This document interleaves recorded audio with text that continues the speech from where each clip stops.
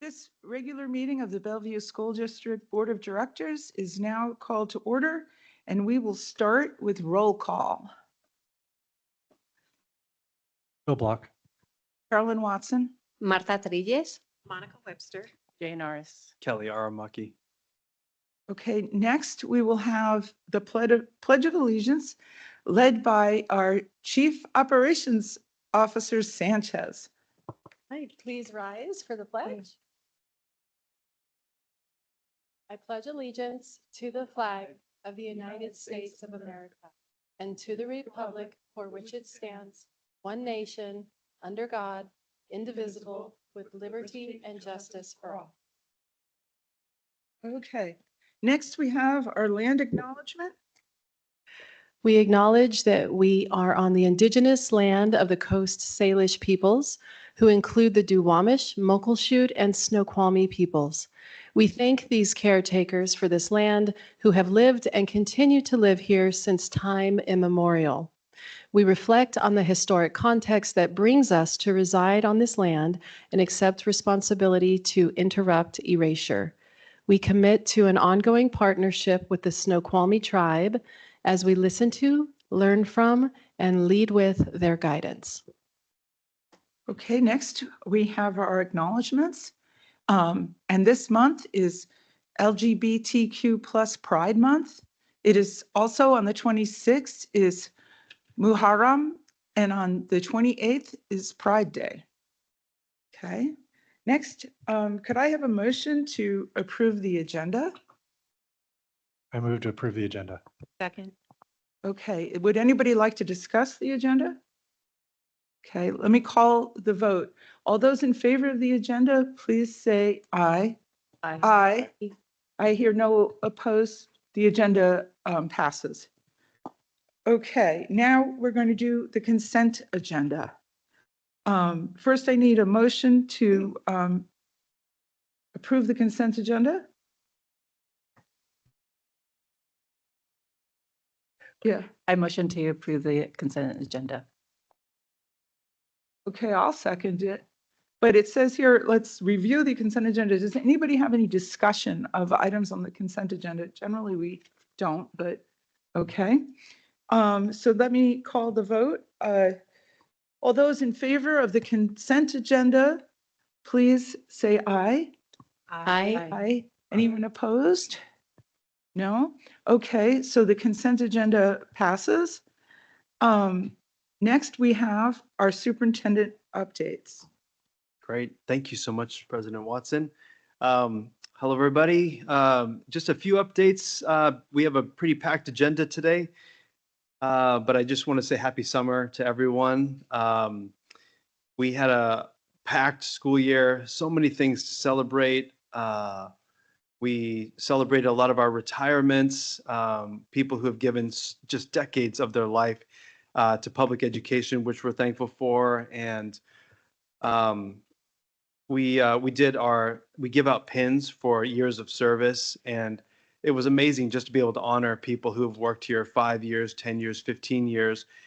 And I will say that our favorite capital projects guy, Jack McLeod, they had to create a new pin for him because they don't make pins past 50 years.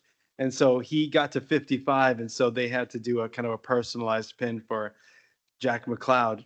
And they might have to do a 60 in 5 years. So congratulations to Jack, but it's just great to see people so committed to the Bellevue School District.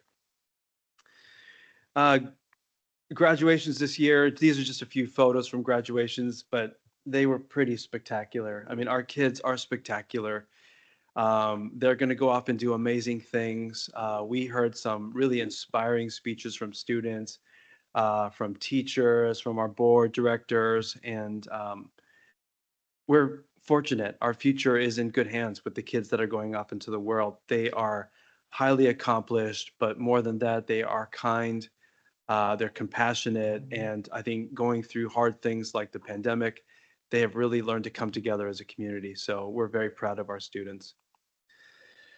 This is a picture from Stevenson, last day of school. That's a 100-year-old bell at Stevenson Elementary. And so they ring the bell the first day of school, they ring it the last day of school.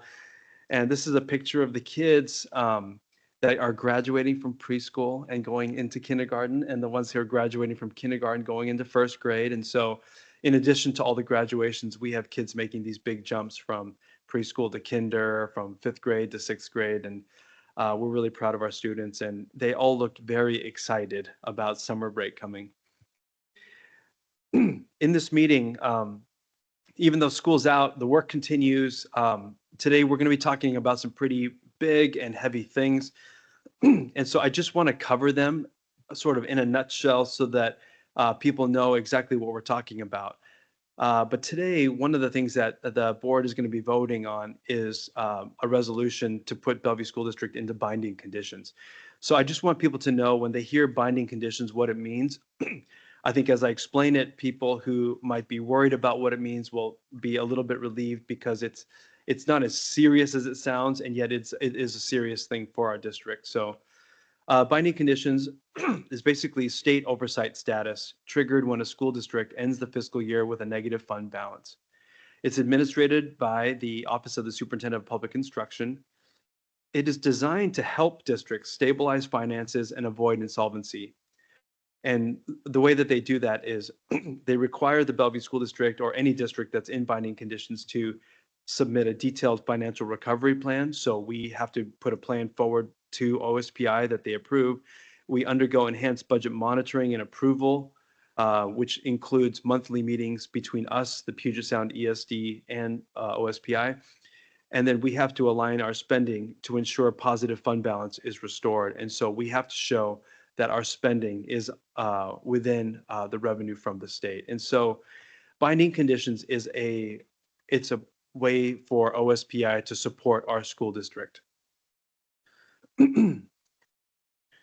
Why is Bellevue going into binding conditions? So these are kind of the 5 main drivers, 4 drivers, and then kind of a summary statement. But the first one is we have structural deficits in our funding caused by the McCleary levy cap, which significantly reduced Bellevue's local funding authority. So in 2018, when McCleary was implemented, Bellevue basically lost $15 million in our local levy collection, which really impacted us, because up until then, we really relied on local levy dollars to be able to fund the programs that we had. And so from 2018 to 2019, we saw a drop of about $15 million in our local levy collection.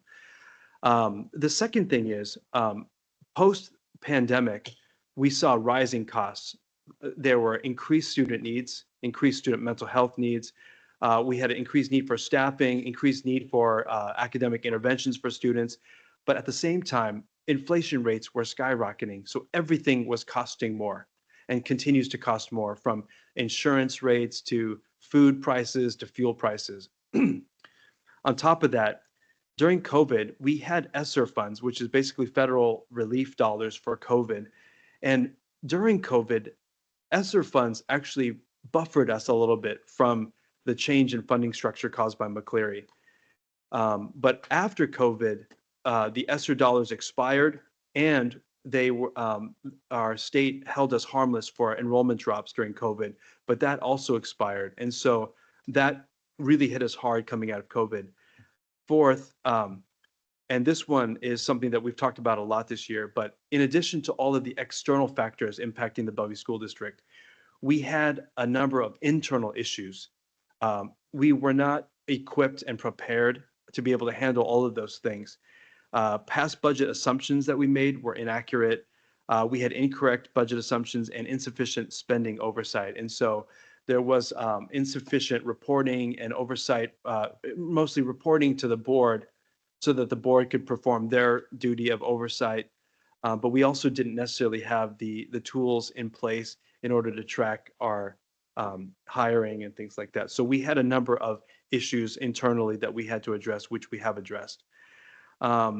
Despite cost-cutting efforts, including school closures and central office reductions, Bellevue will end the 24-25 school year with a negative fund balance. And so we caught this problem, the severity of it, around October, November, but most of our expenditures are in salaries, and contracts that last the year. And so being able to cut the funding mid-year is very, very challenging. And so those is basically the nutshell for why Bellevue is going into binding conditions. So what this means for Bellevue going forward, Bellevue is going to work with OSPI to restore fiscal health. The district remains committed to transparency, student-centered planning, and the rebuilding of trust in our community. Community input is going to be essential as we make difficult but necessary decisions together this coming year and into the future. And then the last thing that I'll just mention, which I've mentioned before, is the one glimmer of hope for binding conditions is that thanks to our legislators and legislative advocacy, Senate Bill 5412 allows districts that are in binding conditions to sell property as a one-time fix to help restore the fund balance. And so to help districts pull themselves out of binding conditions, Senate Bill 5412 allows districts to sell property. And so we have a piece of property that we have put up for sale. It's on the backside of Somerset. It is not usable for a school.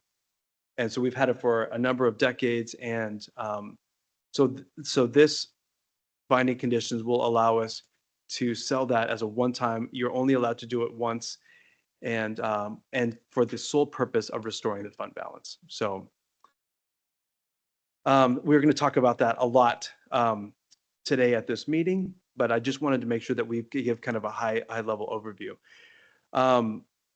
Even though the school year is over, I'm continuing to work on Monday and Tuesday. The superintendent of the Yakima School District, Trevor Green, and I are convening our UW superintendent group. We sort of have a name for it now, Superintendents Unified in Partnership for Equitable Schools. Yeah, kind of cool. Anyways, Superintendent Green put that together. I thought that was pretty clever.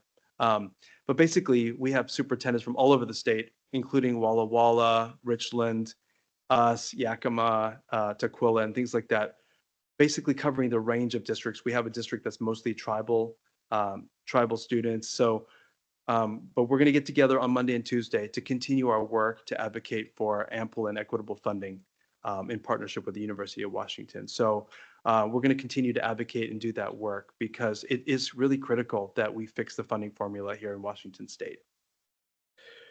And then lastly, looking ahead to summer, I know people are excited about taking some time off, perhaps reading a book, just resting, getting some good sleep, maybe watching a Netflix show. But I just want to call out Valerie Glossman. This was in the Seattle Times, but she is a graduate of Newport High School. For her summer, she is going to be competing in the US Open, playing tennis. She is a sophomore at Stanford. And in the Times, it says that she was the #1 recruit coming out of high school.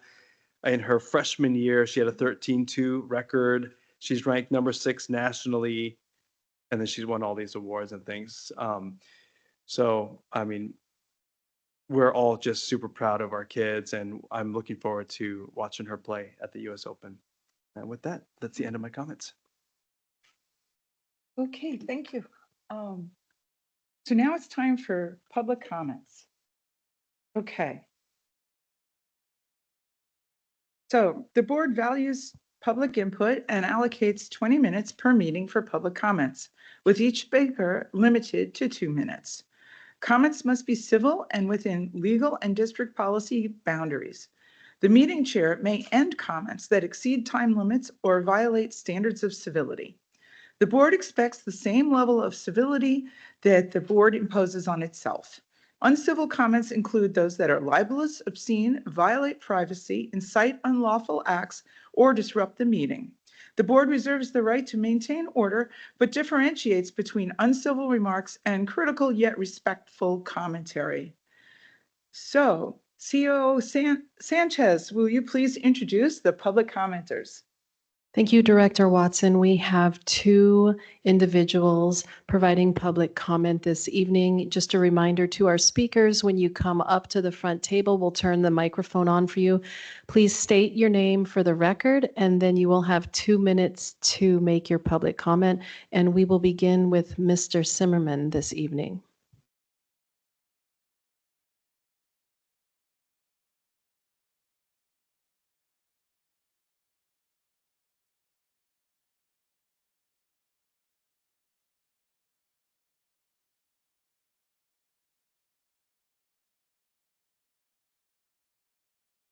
I am disabled man. It's a little bit complicated for me. Sit down. Yeah. I'm so sorry. Yeah.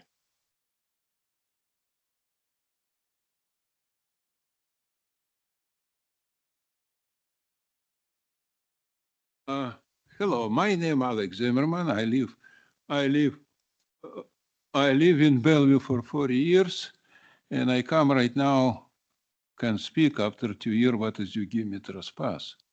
Yeah. And I'm right now candidate for Bellevue Council District 6. So for me, very important, come and talk about problem, what is I see in school here. District 6, 2025 against Mayor Robertson. Yeah. My opinion about your job,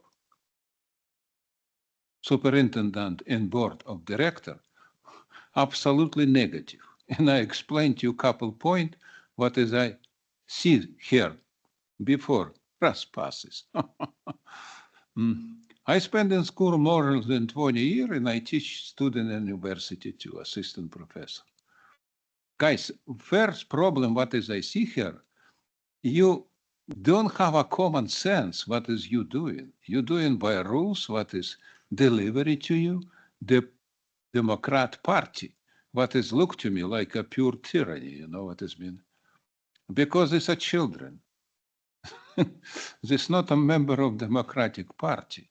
What is you doing this bad job? Because you don't have common sense.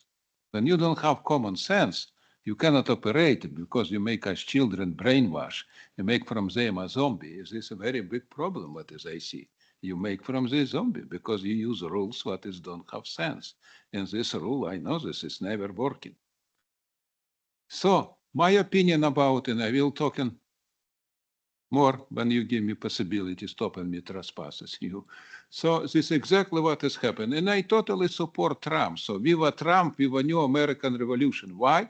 Because Trump bring freedom, real American freedom. Thank you very much.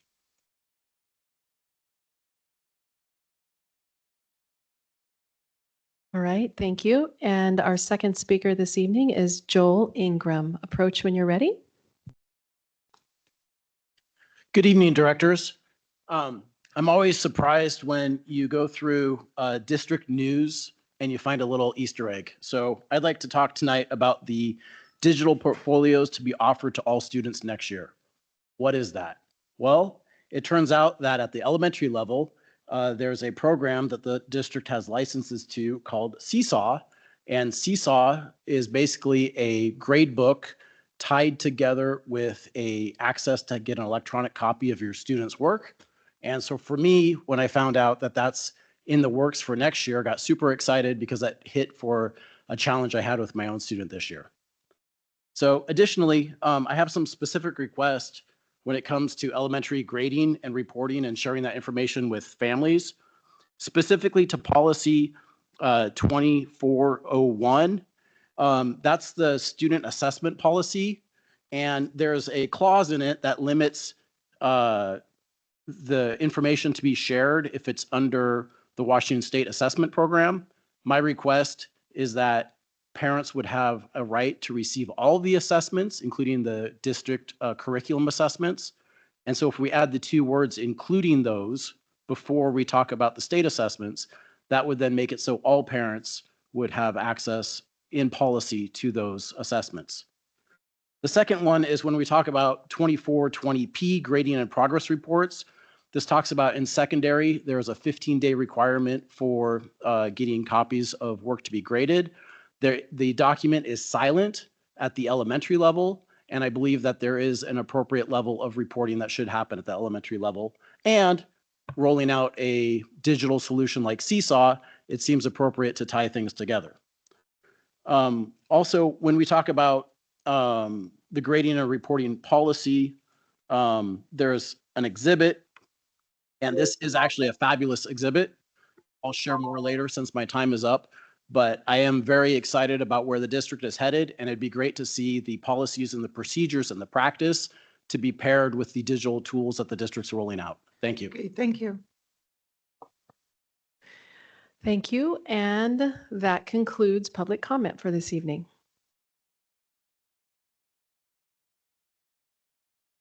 Next on our agenda, we have a department report on attendance. And we're going to start with an explanation about that report. Thank you, board members. Glenn Haslinger, Director of Student Engagement.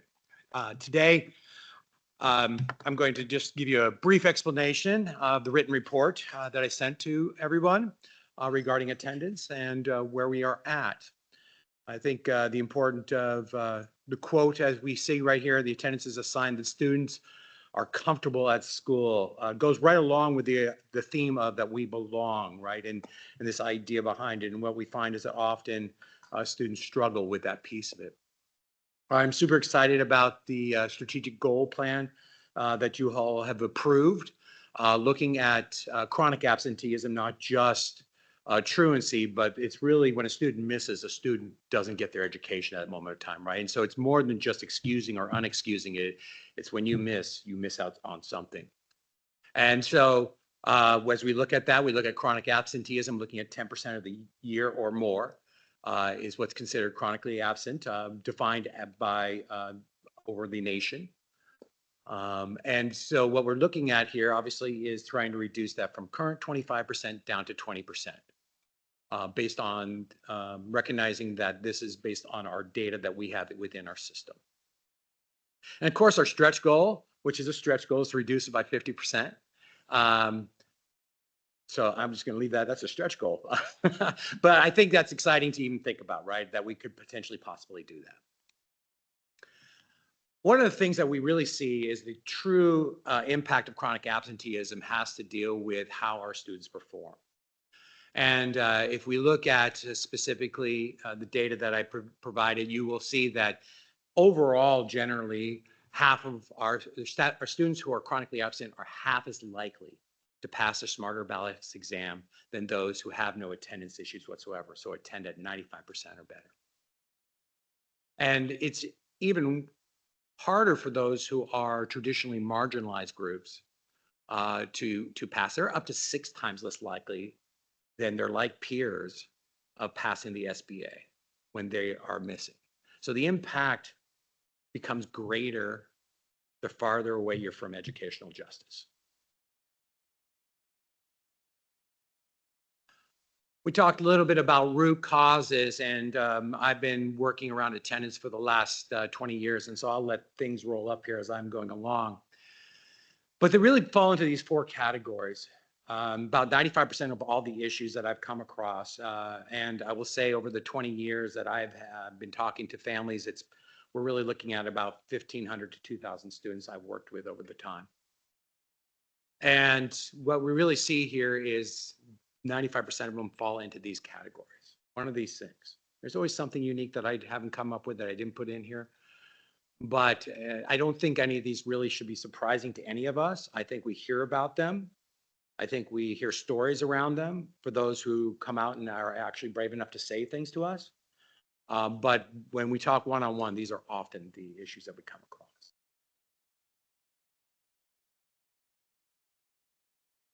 And of course, what do we need to do, right? What are our next steps? And as we look at what we're trying to do is Bellevue School District is excellent at working hard. We have worked hard for many, many years. Everybody I've ever come across in this district, the staff has great integrity, has great desire to do what's best for students, and work really hard. But we do need to coalesce that together, because often what we're doing is we're working all really hard and maybe sometimes all in the exact same thing, where we could be spreading it out a little bit more and talking to each other. So this MTSS idea, which is multi-tier system of support, and specifically around attendance, we've started the job. We're trying to figure out how to coalesce that so we have a common language around it. So we're not trying to have everybody do too much. We want to work with the elementary a little bit more this year. We started off with secondary this year, and we saw some beginning strides along the work that we did with secondary. It's key. Parents, I can't tell you enough, parents are key. to this whole thing. And our communication to parents need to continue to strive to get better at that and what that looks like, and working with parents and making sure they know when their students are gone. At the elementary level, they usually know when they're gone, but secondary, that's not always the case. And so we need to also improve our data consistency amongst ourselves, right? What are we calling this kind of absence? What are we calling that kind of absence? And the reason why that's important is so we know where to put our efforts forward, right? If we're calling everything one thing, or we're calling one thing multiple different kinds of things and labeling it multiple different kinds of things, we don't know where to attack the issue. So if we're calling an illness, great. If we're calling an illness, we're using the word ill to cover lots of other things, then we don't know really what we're working with. So the idea is this consistency of what we're labeling things so we know how to really work with it. And we're going to be providing back to school staff training for teachers and their role of attendance to make sure that re-emphasizing this idea around why are you important in this process, right? And making sure that everybody really understands that piece of it. And then we're going to continue to work on technology solutions, because we do believe there's lots of technology solutions to help us with all these things. I believe that was my last slide. Hey, thank you. So now it's time for board comments or questions on this. Does anybody want to raise their hand? All right, Director Trias. Thanks to you and your team for all the effort that you are putting to improve our attendance data. Our chronic absenteeism rate is 26.1%, and I have to say that I am deeply concerned. It highlights a challenge we need to address together as a community. The district and our community partners need to emphasize to our families and students how critical is regular attendance for student learning. Perhaps we could consider creating short videos and short and engaging videos in different languages that highlights the importance of regular attendance and why being present every day truly matters. As a district, we need to prioritize early intervention, especially at the elementary level, as you say, but also whenever we start to see patterns of increasing absenteeism and not wait to chronic absenteeism. We also need to make a focused effort to improve attendance among our most underserved students. Ensuring equity in attendance is essential to ensuring equity in learning outcomes. Hearing from some parents and my own sons, I have noticed that many students believe there are few or no consequences for missing a school. This is a concerning perception, and we need to take action to address and change it. I will end by saying that despite budget constraints, we must do an effort to provide the student engagement department with adequate resources to implement proactive measures and prevent the snowball effect this can have on our student learning. Thank you, Glenn, for working so hard for more than 20 years on that. Thank you.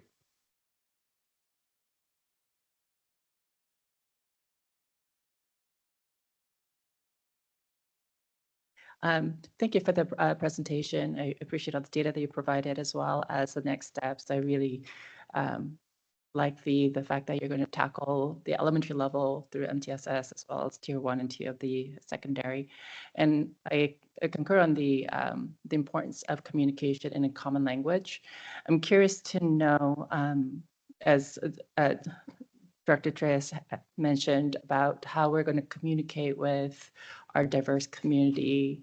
I think whether it is through actual translation of information, or it is through a group dialogue, and making sure that there is information shared through their home language, I think would be, and understand what are the possible barriers would be a great effort to put into, as well as working with our PTA. I think, I don't know if these are in your plan or not, but I'm curious to know how you're going to measure and check to see whether things are working or not working, if there's going to be regular data collection and analyzing, and if so, will we be having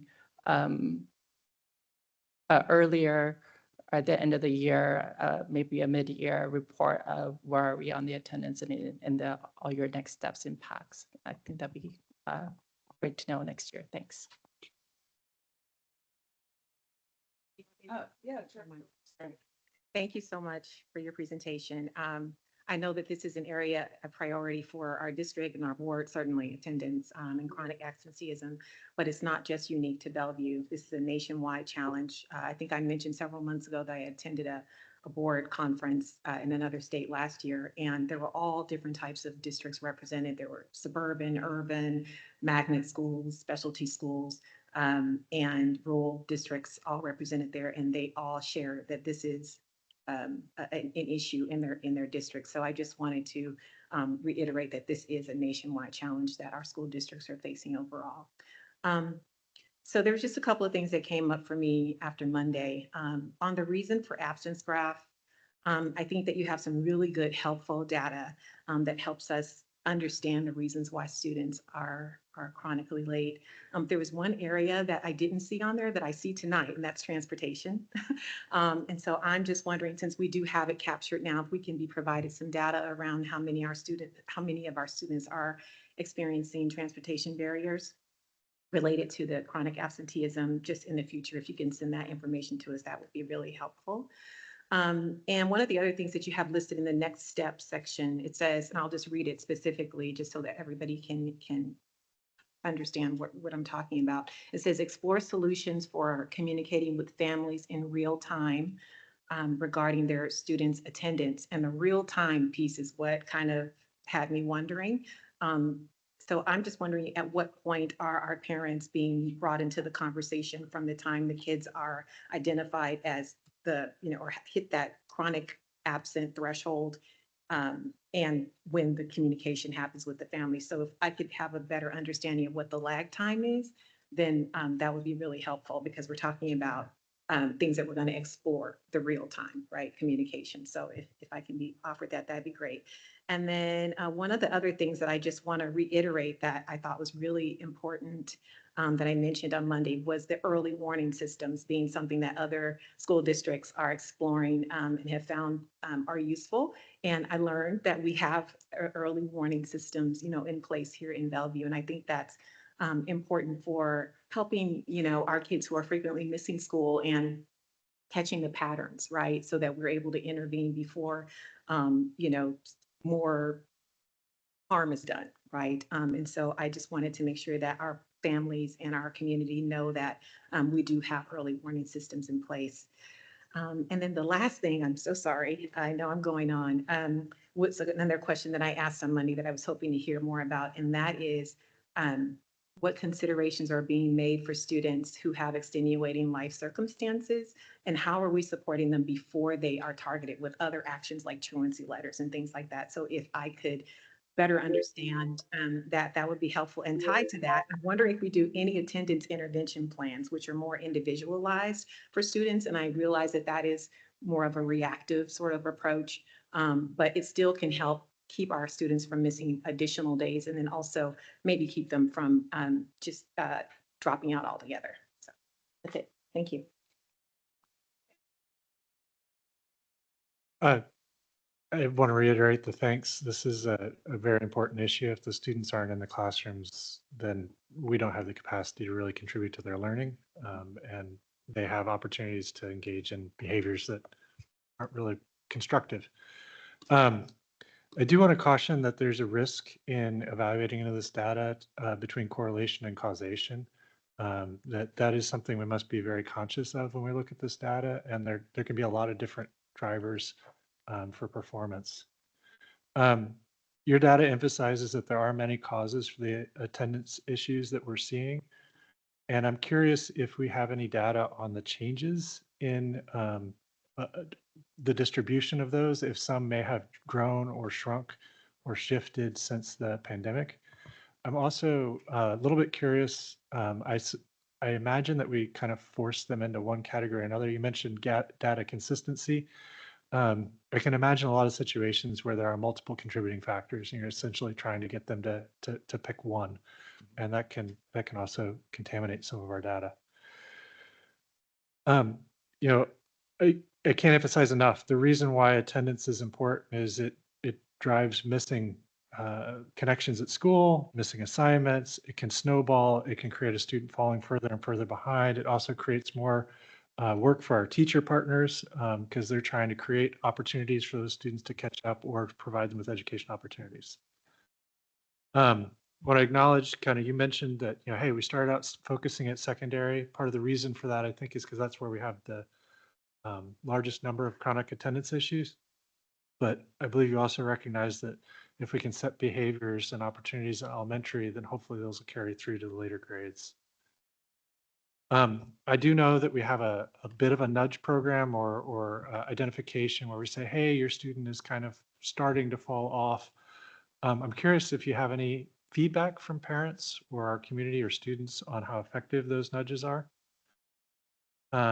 I also want to recognize that you presented some data on the BSD data on attendance, and that is slightly different from the OSPI data on the same attendance, chronic attendance issue. We believe our data is accurate for how we present it. OSPI has some slightly different way of reporting it.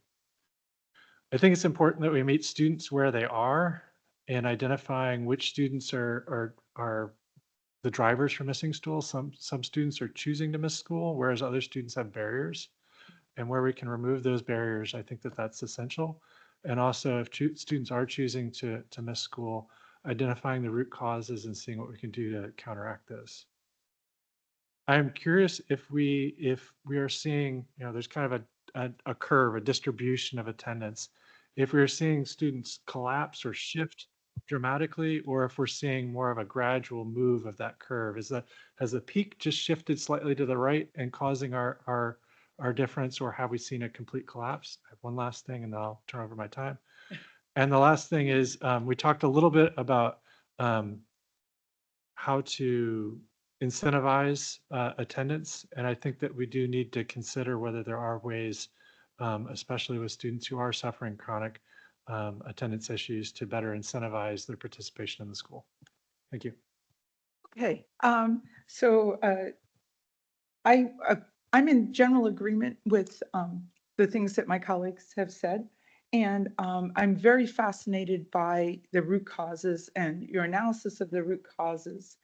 And I think I'm just going to add one point to all of this, which is about when you start missing a lot, you just don't want to deal with it, right? Because you're afraid you're going to go in and you're going to be shamed, or, you know, you start to get anxiety, and it's just easier just not, you know, day to day. And then I know from some of our attendance specialists are really kind and firm, which seems to be correct. But there have been instances of not kind and firm, but, you know, and people that might experience that as harsh. So I just was going to add that if the tone, right? The tone of the letters that go home to the families that maybe feel respectful and don't feel like, you know, I talked about that incident a long time ago where that was sort of like, well, maybe you all don't have alarm clocks, you know. So the tone of the letter and the tone of the way the attendance specialists and the principals and the people who are dealing with the kids. And I was thinking, well, how do you get that? Because that's an expertise that, you know, I don't necessarily have to tell you how to do it. But I was thinking, even though we have fewer mental health counselors, we still have some, and they might just be able to advise on the tone of the letter and the conversations that would have the best results with adolescents. So that was just my point. And with that, I think we're done. Are we done? Does anybody have anything they need to add? Okay, Director Ars. I really like the idea of the tone of the letter, and I'm wondering if that's something that you could possibly vet with all of our different groups of community to see what hits them in a positive way versus negative. And that also encourages the students to engage in a more active in school. Is it okay if I just? Yeah, sure. Okay, did you want to say anything before I close? Any just No, response? Oh, Thank you. okay, thanks, Glenn. Glenn has been working on this for so many years. I mean, he's the expert when it comes to attendance and working with kids who are truant. And so thanks for your service. I mean, all these years, I don't know what pin you have for. Not 55. But just a couple of comments. One is the data on attendance and academic achievement is really stunning. And I think some of it might be causal, some of it is correlative. So we don't know. I think in some cases, because kids are so far behind, they don't want to go to school. And in some cases, because they're not going to school, they're falling farther and farther behind. And so we have to better understand that because that's going to direct what we end up doing. I think that the raising of the issue of equity is really important because a lot of our kids of color are chronically absent. And so one of the things that we're focusing on next year is to make sure that our environment is safe and welcoming for our kids. And so it just makes me want to double down on focusing on safe and welcoming environments, particularly for our kids of color. I think with regards to like the notifications, the nudges, the tone and things like that, I think it is a balance, but I think it's right because if a child skips school or misses school, to get a notification immediately that says your child missed school, please make sure you send in the rationale for why they're gone. But if you need help or support, you can contact this person. Like just adding that, like if you need support or help or have a question, you can contact the counselor or something. I think just something like that could be very helpful because I know that, well, let's just say a random parent whose kid skipped school one time, you just don't know what to do when it's like you get a skip school message and it's like, and so sometimes it's nice to know that you have someone that you can call. Also, a lot of this is tied into mental health. And so the Bellevue Schools Foundation and we're going to do a session in October around mental health and attendance. And the focus is going to be who to call, like who are the helpers, make sure that everybody knows if your child is experiencing something or they're saying that they don't want to go to school, these are the 5 people that you can call if you don't already have somebody. And then we're going to talk about who all the mental health providers are out there serving our schools that can help. But one of the things that we're going to talk about at that session is we're going to bring in some people who oversee athletics and activities because one of the most proactive things that we can do for attendance is to get kids involved in activities and athletics. Because when they're part of teams, they have additional adults who care about them. That is a common, like very powerful buffer to ensuring that kids feel that they are welcomed at school.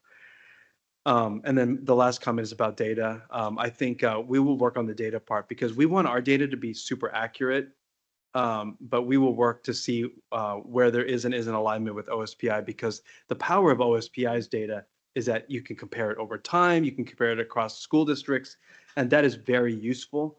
But if it's not what the data that we need to have actionable data, but we can work on that so that when we bring this back in the fall, that we have more alignment with the data from OSPI.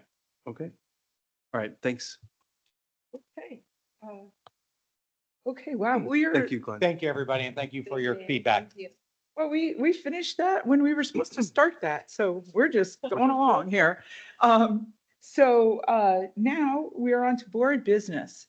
And one important part of board business is item 6.1, the approval of the BEA-BSD collective bargaining agreement. So who would like to speak to that? Sure, I will. You want to do it, Jeff? Jeff and, okay. Jeff and Jill, thank you. While they're walking up, I thought I was going to say something, but I will just take privilege and say, Jill Rock, the president of the BEA, is an incredible leader. I mean, you have led your organization so incredibly well. And the relationship, I think, between BEA and the school district is one to be celebrated. We are going through a hard time right now as a school district. But I feel like the relationship between the teachers union and the district is stronger than ever, and it is a testament to your leadership. And the fact that we have a tentative agreement that has been ratified by the union in June, before the last day of June, before we go to summer, is a remarkable thing. And it is a testament to also, Jeff, your leadership and interest-based bargaining, which is something that not every district does. But we have this way that we bargain, which gets people to talk about their stories, their common interests, and then coming together to find solutions, which is spectacular. So with that, I'll go ahead and turn it over to the two of you. So okay, I wrote a few things Right ahead. just now. I'm very proud of the work that we've accomplished through bargaining this year. We had a unanimous support for our tentative agreement from our executive board, and our general membership ratified at 95%, which is pretty incredible. I've never seen anything that high. Due to financial constraints, this was a very different bargain. When the state provides ample funding for school districts, we can do really incredible things for kids. But unfortunately, this was not the case during this bargain. So due to decreased funding, we simply had fewer options to negotiate. We had to be creative, and we had to lean into places where we could use bargaining as an opportunity to write language for cost neutral items. But we were still able to address topics of great significance. One of these items was prioritizing how we support our educators on non-continuing contracts. And that is work I'm very proud of. We also made sure that MTSS was prevalent throughout all 7 months of bargaining. We kept this at the forefront, and we focused on increasing educator collaboration and looking at intentional data. We kept our students at the center the whole time. And finally, what I want to say is I appreciate most that we have the right people in the room. Both our BEA and BST bargaining teams were really strong. Everybody was thoughtful, respectful, and creative. I was extremely grateful to have the opportunity, along with Jeff Thomas, to lead this bargain. Thank you. Two things I want to make sure that we share. First, bargaining is about people. And sometimes when we get into the heat of conversation, it's not because we don't care, but it's because we care so much. And what's successful about interest-based strategies is it's about the people. And the key is, even when you're dealing with difficult items, you want to make sure that you don't ever forget that your counterparts are human beings and they care deeply about our kids, about our families, and about the district. And echoing everything that Jill said, the second point that I think is really critical is negotiations are hard. Negotiations are harder when you don't have any resources. And yet some of the best negotiations happen exactly when you don't have resources, because it forces creativity. And I've negotiated personally hundreds of contracts over a 38-year career. And I have to say that this negotiations goes down, if not one of the best negotiations, certainly within the top couple, for honoring the process, honoring the people, being creative, and coming up with a contract that we are proud of. So we share the contract with the board tonight. Next, I need a motion to approve the contract. I move to approve the BEA BSD collective bargaining agreement. Second. Okay, so now it's time for board discussion if there's, or comments or anything like that. Anybody like to make some comments? Or I went last, all right, let's, Director Block, okay. Yeah, I appreciate that you guys came together. This is my first time reviewing a teacher contract. I've seen the other contracts, but you guys are by far our biggest partner. And I appreciate a lot of the changes really are focused on trying to improve workplace conditions, but also in a way that benefits students and to try to benefit them. I also have this great appreciation that the school district is kind of caught in between the public funding that we receive and the staff that actually provide the services that we are setting the goals to provide. And we try to use all that funding in the best way we can to make sure that we're providing the best service we can. And I believe that this contract reflects that partnership between the teachers and the school district to try to find the best way to allocate resources to benefit those students. And I appreciate all the work you guys put into it. Thank you. I'm going to go next and I'm going to say how much I really like the idea of interest-based bargaining.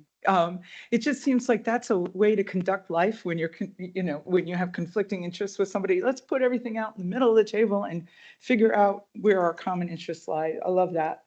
I believe that both sides worked really hard to do what's best for students and what's best for teachers, because my belief is we're a district and it's always students first, but the teachers are such a close second, because if the teachers aren't happy and they don't have proper conditions for work, then that's really going to be have a negative impact on the students. And so for the teachers, I'm sorry for the stipends and items that had to be eliminated for the contract. But I also want to say thank you to the teachers for understanding that the money was just short. It just wasn't there. And I think 95% of the teachers understood that reality. So I'm grateful for that. But I'm grateful to all the people, district and union, that sat together at that table and got us to a sad but reasonable outcome, if that makes sense. Yeah, thank you. All right, who's next?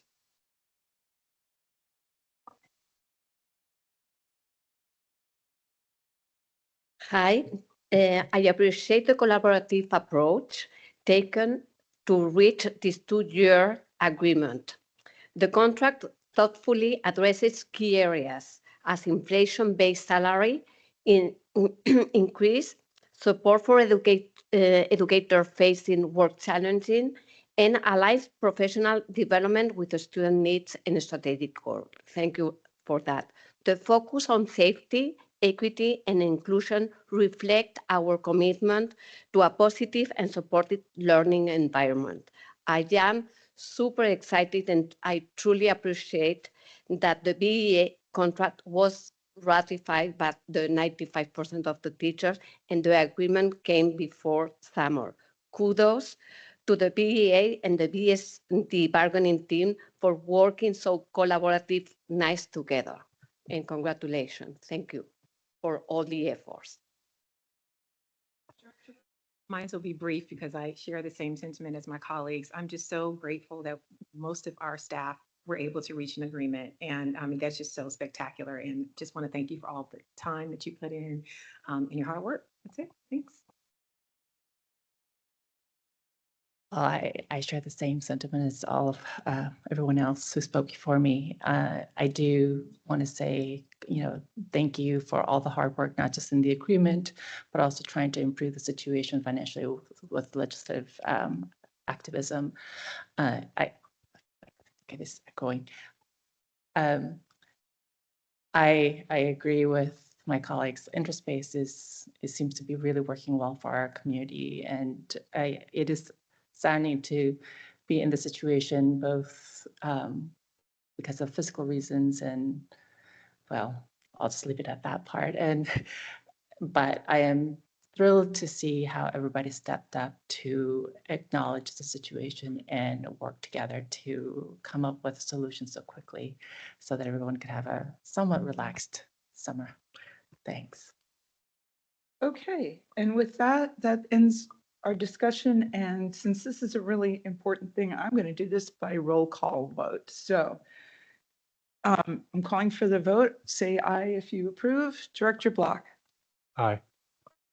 Director Watson. Aye. Marta Trilles, aye. Monica Webster, aye. Jan Norris, aye. All right, so the contract is approved. So good. Congratulations to everybody.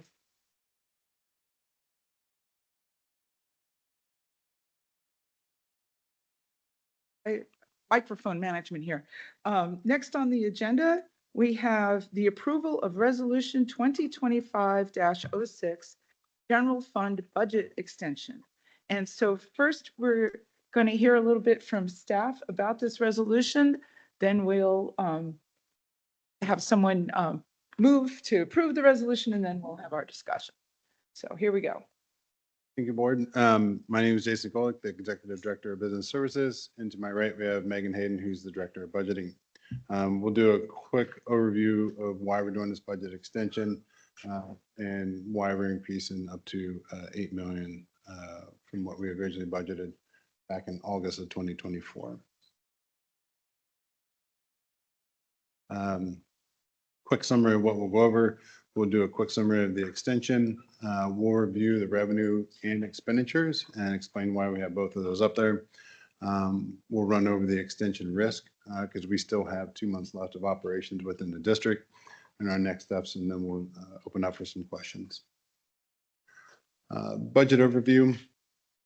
Again, the budget, when we develop it, is basically a spending plan for the district's goals and objectives throughout the year.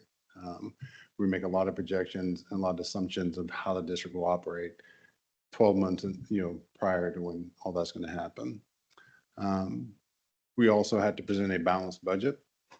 And if we're unable to balance that budget, we can draw from our ending fund balance, our savings account, to balance that out. And we've been doing that for multiple years up to this point.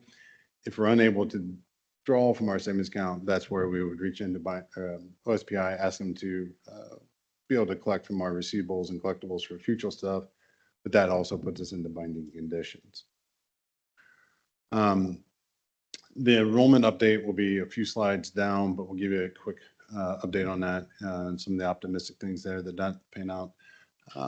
We'll review the actual beginning and balances, our reduced revenues, the increased expenditures, and then update you on the projected ending fund balance.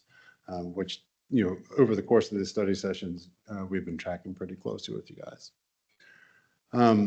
For this budget extension, when we created this budget back in pretty much this time frame in 2024, and when it was approved in August of 2024, you guys approved a budget of $425 million.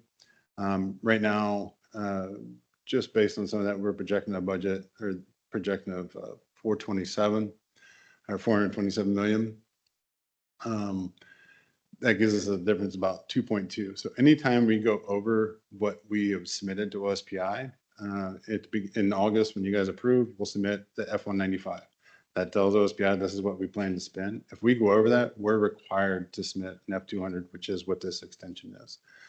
So this is why we're kind of in this process, because we're going to go past what we originally said we were going to spend. There's the GASB, which is the General Accounting Standards Board. GASB is a way when we have contracts that span 5 years or 4 years or whatever, we have to account for those and basically kind of reserve that money. It is a neutral cost between our expenditures and revenue, but we do have to show it as a expenditure over that time frame. So at this time, we have about 2.8 million in contracts, and those could be software contracts and things like that. They're in there, and that's why we have that on there. We also have a built-in overrun. Again, we have 2 months left. We don't know what may pop up, and so to kind of reduce those chances of us having to go back and do another extension with you guys in August, we've built in a little bit of cushion for us to kind of foresee any of those issues that come up. That puts a total increase around 7.2, 7.3 million. And you'll see in the future slides where you'll see us asking for the extension to be 432 million. When we do this, we also have to do an update in revenues. You can be above revenues, below revenues. You never have to file an extension for that. It's more on the expenditures. But we also have to show what our ending fund balance will be. And this is why we also did an update on our revenues for this. We had budgeted 427 million. With this extension, the revenues are dropping down to 418 million. That's based on, just revenue not coming in what we had projected it to be. So it's about a drop of 8.9 million.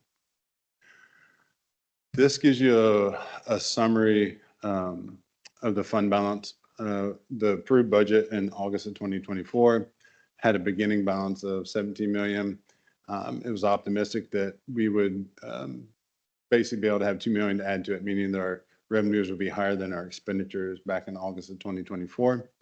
The reality is, as we talked about in November of 2024, our actual ending fund balance was 8.4. So when we closed out our books, which takes us a couple months, that's when a lot of that started coming out. And so we actually ended the year at 8.4, which meant that's what our beginning balance of this year was. So that's why you see that line carrying over to the extension. That's what we started at. Now we start, take in what our additional expenditures would be in the revenue. You see the negative 5.9 ending fund balance for this current year of 25 or 24-25. These are the extension revenue adjustments that we made.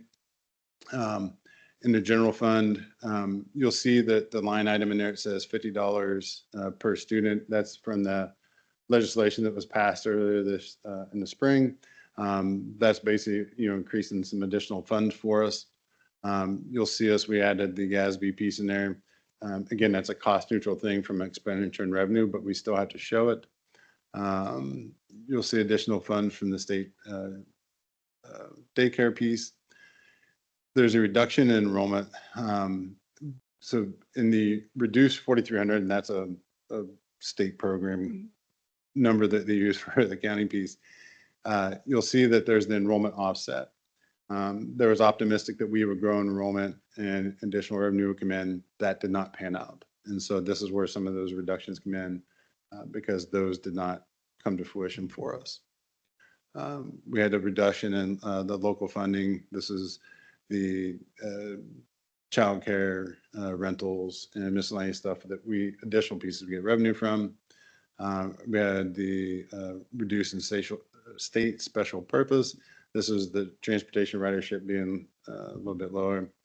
So all those reductions come out to be a total of 3.9 or 8.9? 8.9. Sorry, my vision's still a little off, so sorry. It is definitely blurry still to that point. Our extension, the expenditure adjustments, special education, these are things that increase costs. So what we had projected special education expenditure to be, they grew. You'll see the offset you'll hear us say GASB multiple times. Again, these are the offsets, the things we have to keep track of. And then the regular reduction to our regular instruction, the special education. And so you'll see a total expenditure adjustments of 7.2. This is the total summary of all this, the beginning fund balance. On the left side, you see the original. On the right side, you'll see the extension. You can see we start the beginning fund balance, we started at 8.4. Our revenues, you'll see that we dropped those down to 418 million. Expenditures, you'll see that they increased to 432 million. That leaves us a difference of 14.3 million. And that will put our ending fund balance at that negative 5.9 million. I will point out that negative 5.9 in the next business that you guys do, that is why binding conditions will happen. Anytime you have a negative fund balance, that's one of the trigger points for binding conditions. So that's important why that's, just to call that out. Here's some of the risks that we have. Again, special education needs, expenditures could continue to grow that we're not able to project or foresee in these next couple months. The biggest piece is probably those, if we have additional, but we're hopeful that we don't, but we did build a lot into there. And then, the fund balance, if it continues to go negative, I do feel that we've hit bottom. I know that question was asked of us a lot, where we think the bottom was. We do believe that the 5.9 is the bottom. But I will not make that promise just because there's still unknowns, but we do believe that's where it's at. Next steps, the board will approve the extension. Following the next resolution, we'll talk about the binding conditions. The board or the district will go into them. There'll be conversations between OSPI and the district. Dr. Armaki and OSPI have to come into agreement, sign a letter, which will then put us into binding conditions. That's about anywhere from a week to 30-day process. And then we'll start having regular meetings from OSPI and ESD on these. And now we're for questions. Before we turn it over to questions, can you go back to the summary slide? I just want to kind of punctuate it.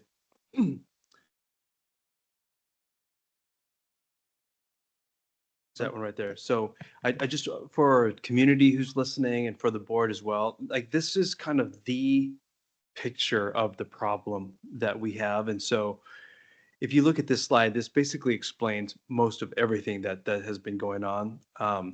But this one, I just want to show that we thought the fund balance at the beginning of the year was going to be 17 million, but it was actually 8. And so you can see that we overspent our budget last year, and that is a pattern from the year before and the year before that.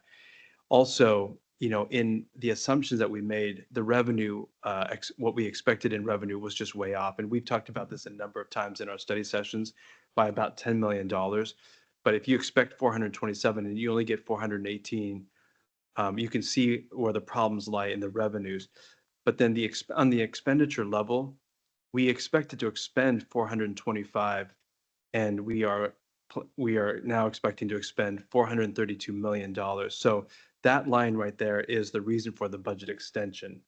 We are spending more than what we had told OSPI that we were going to spend. That last line, ending fund balance, the negative 5.9 million, that triggers binding conditions. So this slide shows you the issues that we had with missed assumptions on revenue, the missed assumptions on expenditures. It shows you why we have to do a budget extension, which is what we're approving tonight, what you're voting on tonight. And then it shows you why we are going into binding conditions. And so it's the numeric way of explaining kind of what has been going on over the past few years in one chart. So with that, I'll turn it back over to President Watson. Okay. Discussion of this. Oh, no, I'm sorry. I'm jumping. I want Director Block is going to do the motion for the I moved to introduce resolution number 2025-06, the general fund budget extension. I'm going to read the whole thing. Whereas WAC 392-123-071 and WAC 392-123-078 allow the Board of Directors of first-class school districts to file an increase of the amount of appropriation from any fund. And whereas the general funds of Bellevue School District number 405 have decreased in revenue and increases in expenditures in the 2024-2025 school year due to higher expenditure costs and lower revenues, which will require an increase in appropriation of $7.294 million, cash $7,294,612. And whereas the general fund beginning cash/fund balance plus anticipated revenues is not sufficient to provide for the additional expenditures, whereas a budget hearing on the budget for Bellevue School District number 405, King County, Washington, was held on June 26, 2025, in accordance with the laws of the state of Washington. Now, therefore, be it resolved that the Board of Directors of Bellevue School District number 405, King County, Washington, hereby file with OSPI an increase of $7,294,612 in the general fund appropriation for 2024-25 from $425,397,592 to $432,692,204. And okay, good. Right now, a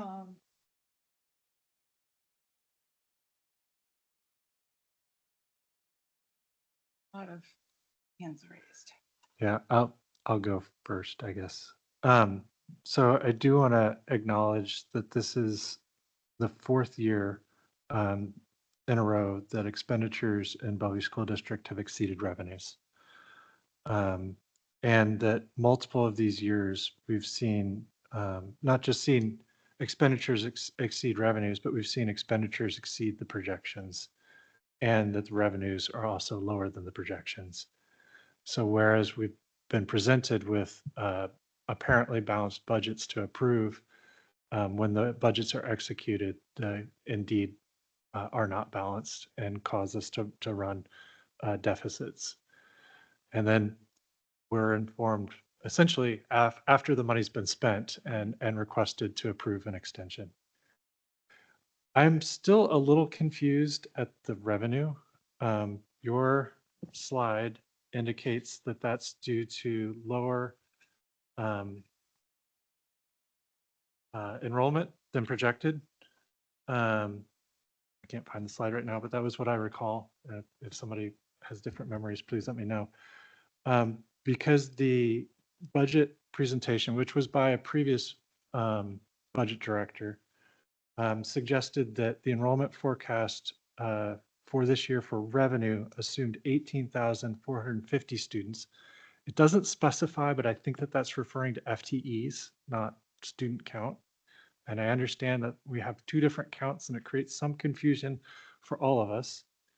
It also assumed that on the expenditure side that there would be 18,750 students. So there was intended, or as presented to us, an expectation that there's a 300 student buffer on the expenditures. I know that we have, as of the most recent enrollment report, 19,375 students. I'm not sure on the FTE count. I think it's in the high 18,000s though. And I'm sure it exceeds 18,450. So I'm just a little confused why we continue to identify enrollment lower than projections as one of the drivers for less revenue. I'm not following that line of logic, or if you can connect that for me, I would appreciate it. That's my main comments. Thank you. Okay, I think I'll go next, if that's okay. I have two pieces. One, a few questions. You've explained it before, can you explain it again? Why the GASB revenue adjustment for the contracts is revenue neutral? Because it feels like it's been added in there for the total expenditure increase. So just a little bit on that for clarify for everybody. Also, what is USDA commodities? I hadn't seen that one before. I imagine it's to do with school lunch. And then my bigger question is, why would we have extra commitments on a risk for staff in MSOC when don't we control those? Commit additional expenditures, staff or MSOCs, without actual reductions to other expenditures? I think we should be at the point in the year where we could just say no. So maybe you can clarify that. And then the statement I wanted to make, or observation, is that the board thought that we had a balanced budget when we approved it August of last year. We really thought that. We didn't find out that there were previous year issues with the fund balance the previous spring until after the August vote. We found out earliest September, and I don't think the superintendent was informed of that either. So I guess I'm just pointing that out because I just want the community to know that this board did not approve a budget that they thought wouldn't work. And there were challenges in following the budget as it was written, challenges that there's a number of them outlined here, but seem to be around staffing, particularly staffing of paraeducators.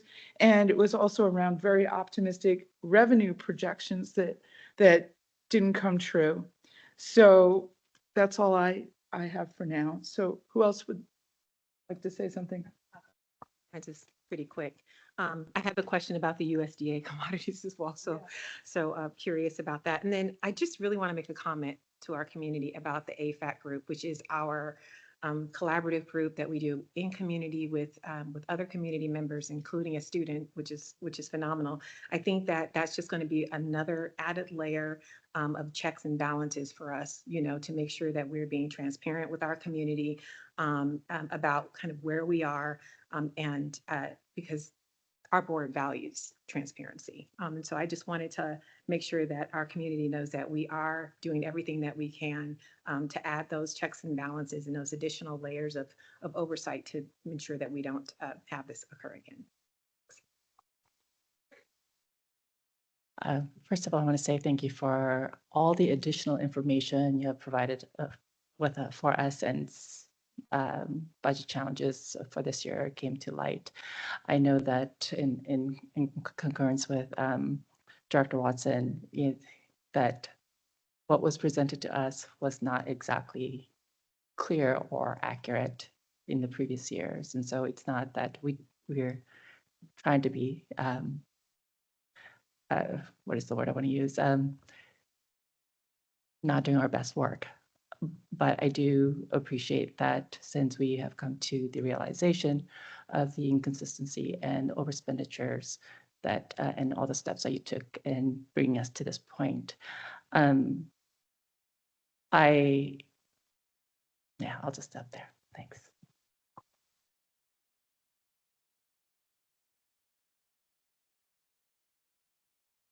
Thank you for all the work that you are doing. You know that I am new in the board, and honestly, seeing this extension summary makes me a little bit sad, right? Seeing all this number. So I really think that we need to be sure that for the next year budget is going to reflect, please, accurate revenues and expenditure projection. I know that you are working with us monthly, we are monitoring, but we need to do a better job that we were doing, and that is a fact. And it's very important, the tracking and the monitoring. We cannot arrive until the last of school year and have all this number. And honestly, I truly believe on you. I know that we are in good hands and we are going to work together, having accurate data. That is the only thing that we can have to exit about this situation. Thank you. Oh, I was just gonna have. Yeah, I'm going to let yeah. them respond.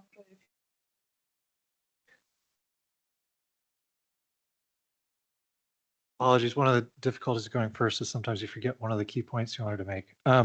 So the other thing that I wanted to mention is that in many, if not all of the times I've been on the board, so the last 2 years, special education has been identified as the area of driving the overspends, the exceedances, the excess expenditures. And it suggests that a couple of things to me. One, we don't have meaningful cost controls in that area. And I understand that there are good reasons why we don't have complete control over that, but we need to find a better way to either budget or manage those costs. And we can't have neither of those. It seems like we keep coming back to that area.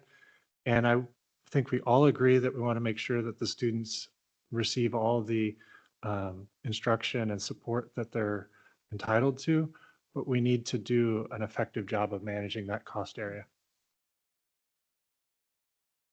I'm going to give you a chance to just kind of share your thoughts on some of these things. I'm curious about the USDA commodities too. So, but just a couple of comments just for the board before I turn it back over to the team. One is in a couple of agenda items, we are going to present next year's budget. So you will get to see a little bit of that work, and it's pretty high level, but in the study session afterwards, for people who really want to get into the nitty gritty, we're going to go over and show you exactly kind of the places where the big mistakes were made or the big assumptions were missed and how they're fixed. So you'll get to see them in the study session.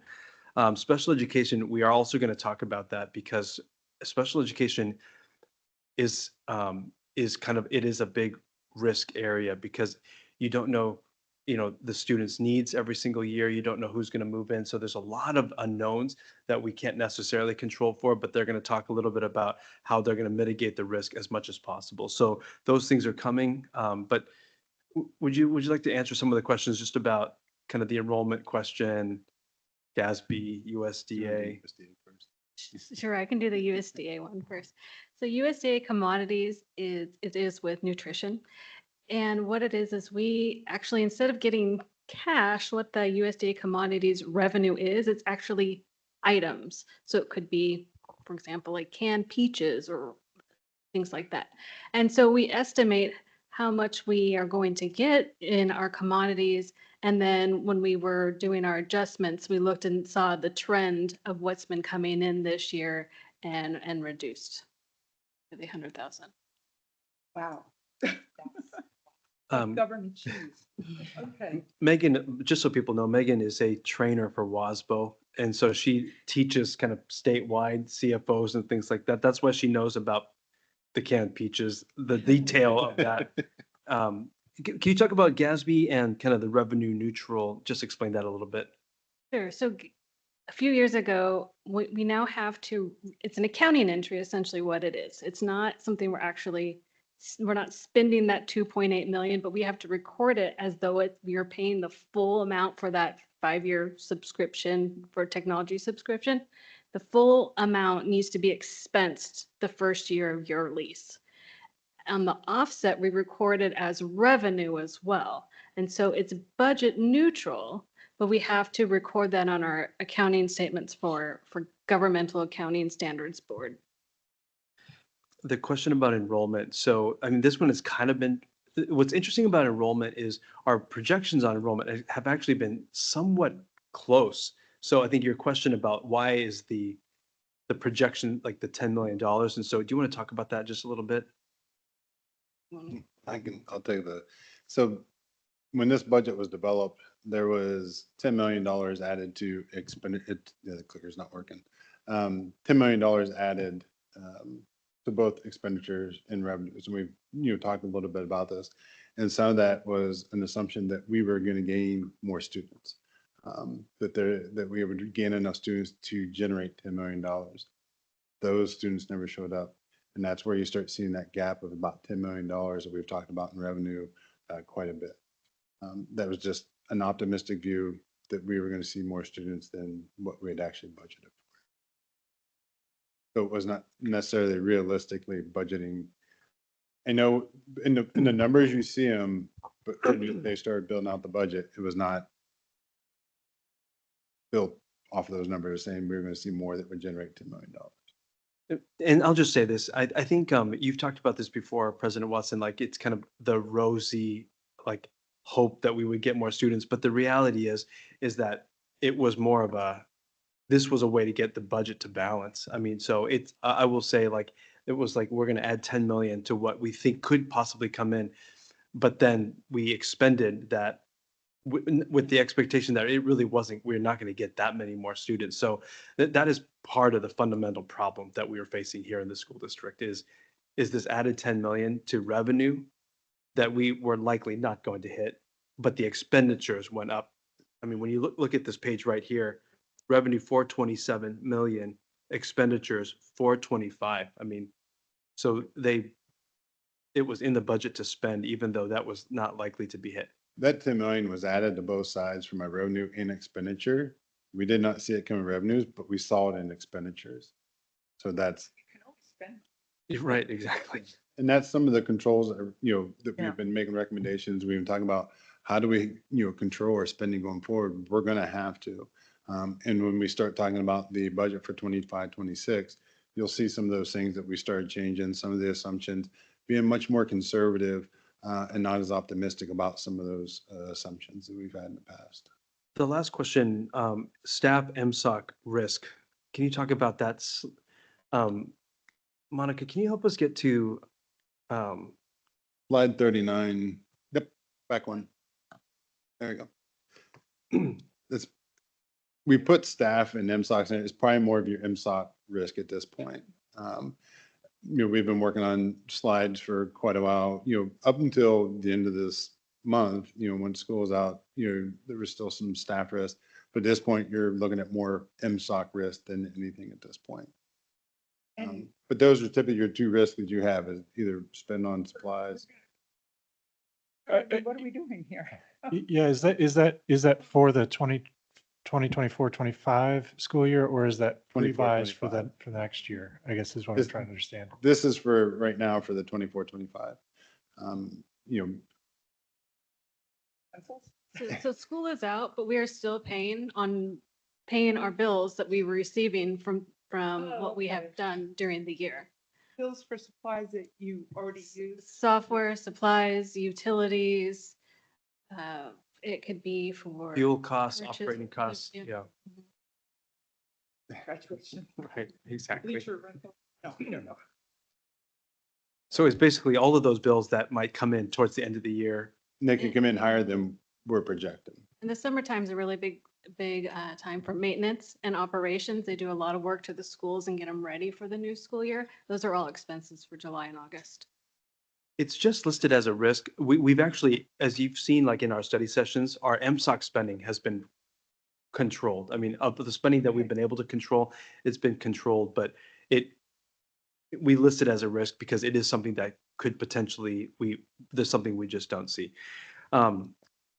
Okay, so with that, I think the other ones we will talk about because we are going to present a preliminary budget later, which is going to answer some of these other questions about special education.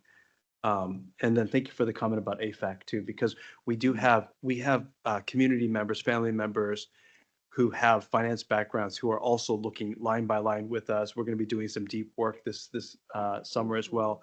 And so we want as many eyes on our budget as possible so that we feel good about it going into this next year.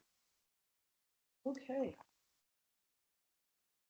Yes, where are we in the agenda? It is time that, so we had a motion, it was seconded, we had the discussion, so now it's time for the vote.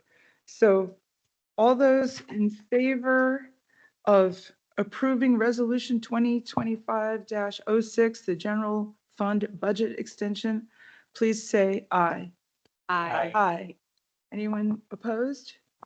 No, that resolution passes. Okay, now we're on to resolution 2025-07, binding conditions.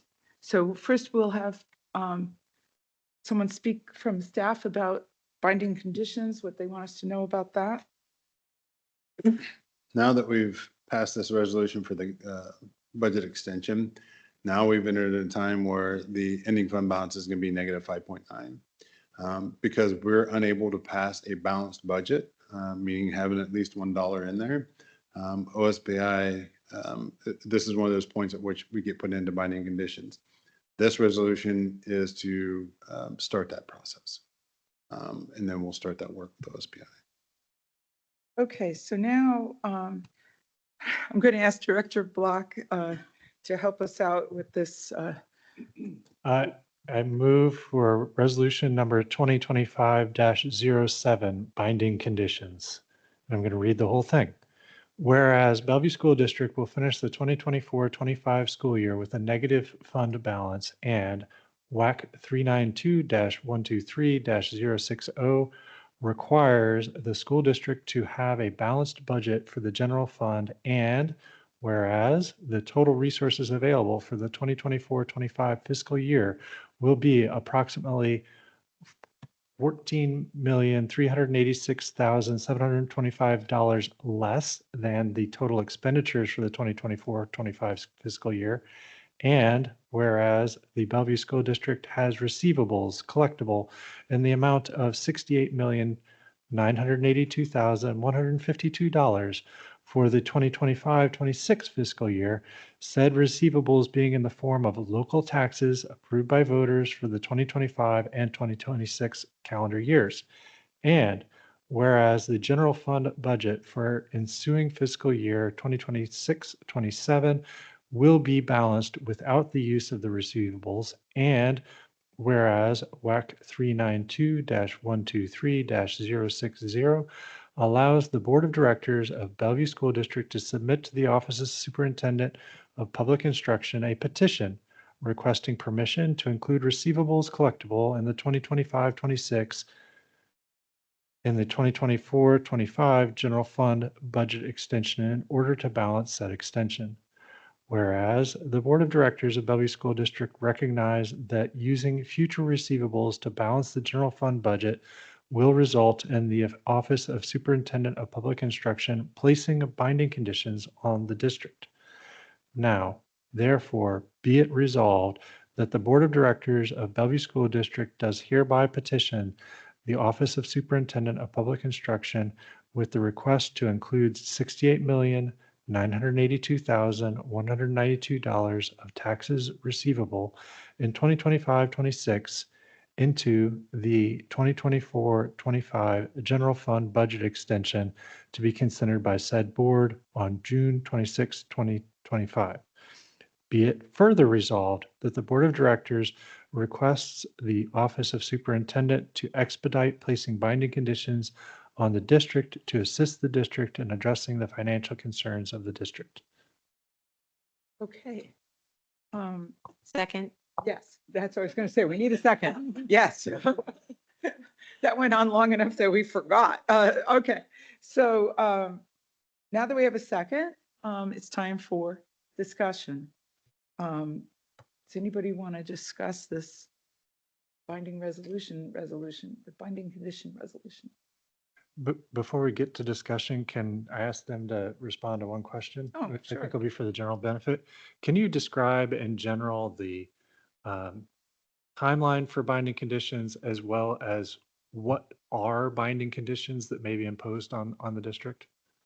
Yeah, people are confused about, especially the timeline. Yeah. What I know about the timeline for binding conditions is that a district is put into binding conditions for at least 2 years, possibly 3 years. And there are certain metrics that the district and OSPI will agree upon.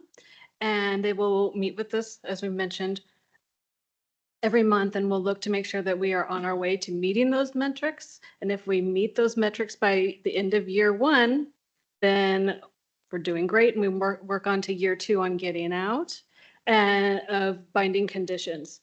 If we are not able to meet our metrics after year 2, there's a potential we could go into enhanced oversight. But mostly binding conditions will be 3 years. And once you have a positive fund balance, you are on your way, getting your way out of binding conditions. And the second part was just general description of what binding conditions might. So binding conditions is, how would you describe it in a way that would? To put it in simple terms, binding conditions is like when someone's in bankruptcy and you don't have enough money to pay your bills, that someone is coming in and providing you financial oversight and ensuring that, you know, you're spending the dollars correctly. That's probably the easiest way to look at it. We still have, you know, the ability to, you know, get out of this, but OSPI is going to be that one that's coming in and monitoring, along with the Puget Sound ESD, making sure that every dollar we're spending is being spent the correct way, make sure we're not doing any waste and things like that. But I look at it as the district's got to the point we can't pay our bills, and that's typically when a typical person would file bankruptcy. I'll just add to that. So just going back to some of the slide that I had at the very beginning, it's just an oversight status. So they put an oversight status onto the school district when we have a negative ending fund balance. And it's basically, it just requires detailed financial recovery planning. So we have to present plans to them that they approve. We undergo enhanced budget monitoring and approval. They meet with us every single month to make sure. They also put restrictions on staffing. So, for example, we might say we want to add another 20 or 30 teachers. They will not let us do that. So they might put enhanced restrictions on staffing because they're going to help us make sure that we keep our expenditures within our revenue. And then they provide us with additional support. I mean, it's supposed to be, binding conditions is a support, but also it's oversight from OSPI. Okay. Director Aras? Yeah, I just want to have a follow-up question regarding the binding condition. You just stated that once we are in positive, that we're out of binding condition. Is there a time period of like of being in positive that is considered over binding condition? And we don't know too much yet. There's only about 8 districts in the state that are in binding conditions right now. But usually, from what conversations I've had, is that it's essentially a 3-year commitment. you're in some kind of binding conditions where you have some enhanced oversight from the state and ESD. Once you are at a positive fund balance and you continue to show a positive fund balance, will be definitely out of binding conditions by year. But we don't know what that time period of positive line. No, and my understanding from talking with some of the superintendents who are in binding conditions is that it is a negotiation with the school district. And so the school district, once they show positive, that they work together to say whether they want to exit binding conditions or stay in another year for an additional year of oversight. Okay, Director Webster, I think had her hand. Oh, all right. Director Trias, all right. Okay, and when you are talking about a positive fund balance, do we have an amount or, for example, the 5% of the, or it's just be positive by $1? What does it mean? Positive would be having $1 in our fund balance. Okay. But I know our metrics, I'm sure that we will agree upon with OSPI will be a fund balance that is larger than $1. I know we want to get back to our board policy of having 5 to 6% of a minimum fund balance. Okay, that was my point. Thank you. Okay, So- Director oh, Webster. Something we may want to work on as a board is in our policy, we say 5 to 6% of, but I think that we should consider cleaning up the language around unrestricted fund balance, because unrestricted is different than fund balance in general. Makes sense. So just thank you all for asking some of the questions that I had. One of the things that I'm curious about was around some of the other school districts who are in binding conditions. It sounds like there are 8, and it sounds like you've had some conversations with them. And I was just curious around what advice, I mean, if we've reached out and had some conversations about kind of what worked well, where the challenges were, just so that we can learn or glean any information from what they have already experienced. And then the other question that I had is when you start talking about compliance, with the binding conditions, I'm wondering, what if we fail to meet any of the binding conditions? Like what are the consequences of that? I know that we plan to comply, and I have full faith in our finance team and our board and superintendent to make sure that we are compliant. But I think that it's important that we understand what the consequences could be if we are not in compliance or found lacking there. And then the other question, really quick, just wondering if you can explain a little bit about how the district plans to monitor and ensure compliance with the binding conditions that are coming, and what the reporting oversight processes look like to keep the board informed of any progress or any changes that come up. Thanks. So when we enter binding conditions, we'll be in oversight from OSPI. If we would not meet the metrics and be in compliance, you get into enhanced oversight. They will actually assign someone that they appoint to come in and start basically managing the department or managing the finances. We've seen that in other districts around us. And so there's kind of those levels. Right now it'll be oversight. When you get into enhanced oversight, that is OSPI coming in and kind of managing your finances for you. That's definitely not a place we want to be in. We're definitely working through it. From the monitoring standpoint, a lot of the things that we're already doing, that we've been doing through these study sessions, we've shared that with OSPI, we've shared it with the ESD. Those are things that they actually have districts build out. A lot of districts aren't projecting cash flow on a monthly basis and presenting it to the board. So there's a lot of things that we've developed over the last 4 or 5 months that will be used to keep monitoring this. My recommendation again is to continue those monthly study sessions so the board is up to date. There'll probably be some additional data points that we will watch. One of the ones they've talked about is staffing. So we haven't really had any chart on staffing in those study sessions, but you'll start seeing us start putting in, here's what we budgeted for staffing and here's where we're at. Just to add to that, they said one of the things, just in talking with other superintendents about it, is like the recommendations around, you have to have good partnership with your labor groups. So we are well on our way with our labor groups, because this can be a battle between how we allocate resources. But I think today we saw like this great partnership with the BEA. And so that's one of the things. The other thing is, with their first expectation is that you create a budget where your expenditures are less than your revenue. And I think that's not easy for everyone to get to, but we started this process back in January. And so I think the spending reduction plan that you passed was a huge step forward. And then the fact that we're going to present to you a preliminary budget that shows expenditures less than revenue is really is the first kind of major step. And then the third thing around oversight, part of the problem with districts going into binding conditions is that there's not enough oversight either from the superintendent level or from the board level because of communication or information or whatever. And so the meetings that OSPI conducts with the district, I think they recommend including a board director and the superintendent so that there is no gap in communication. Okay.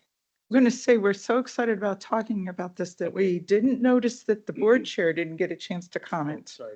But anyway, I just wanted to say that information about the timeline being negotiated is super helpful because I've been in conversations with, I have 2 different slide decks from WASDA, and one shows like it could be a year, it could be 3 years. And I keep telling people it feels like the wrong answer. And then someone comes back and, oh, no, it's so, okay, negotiated, that's good.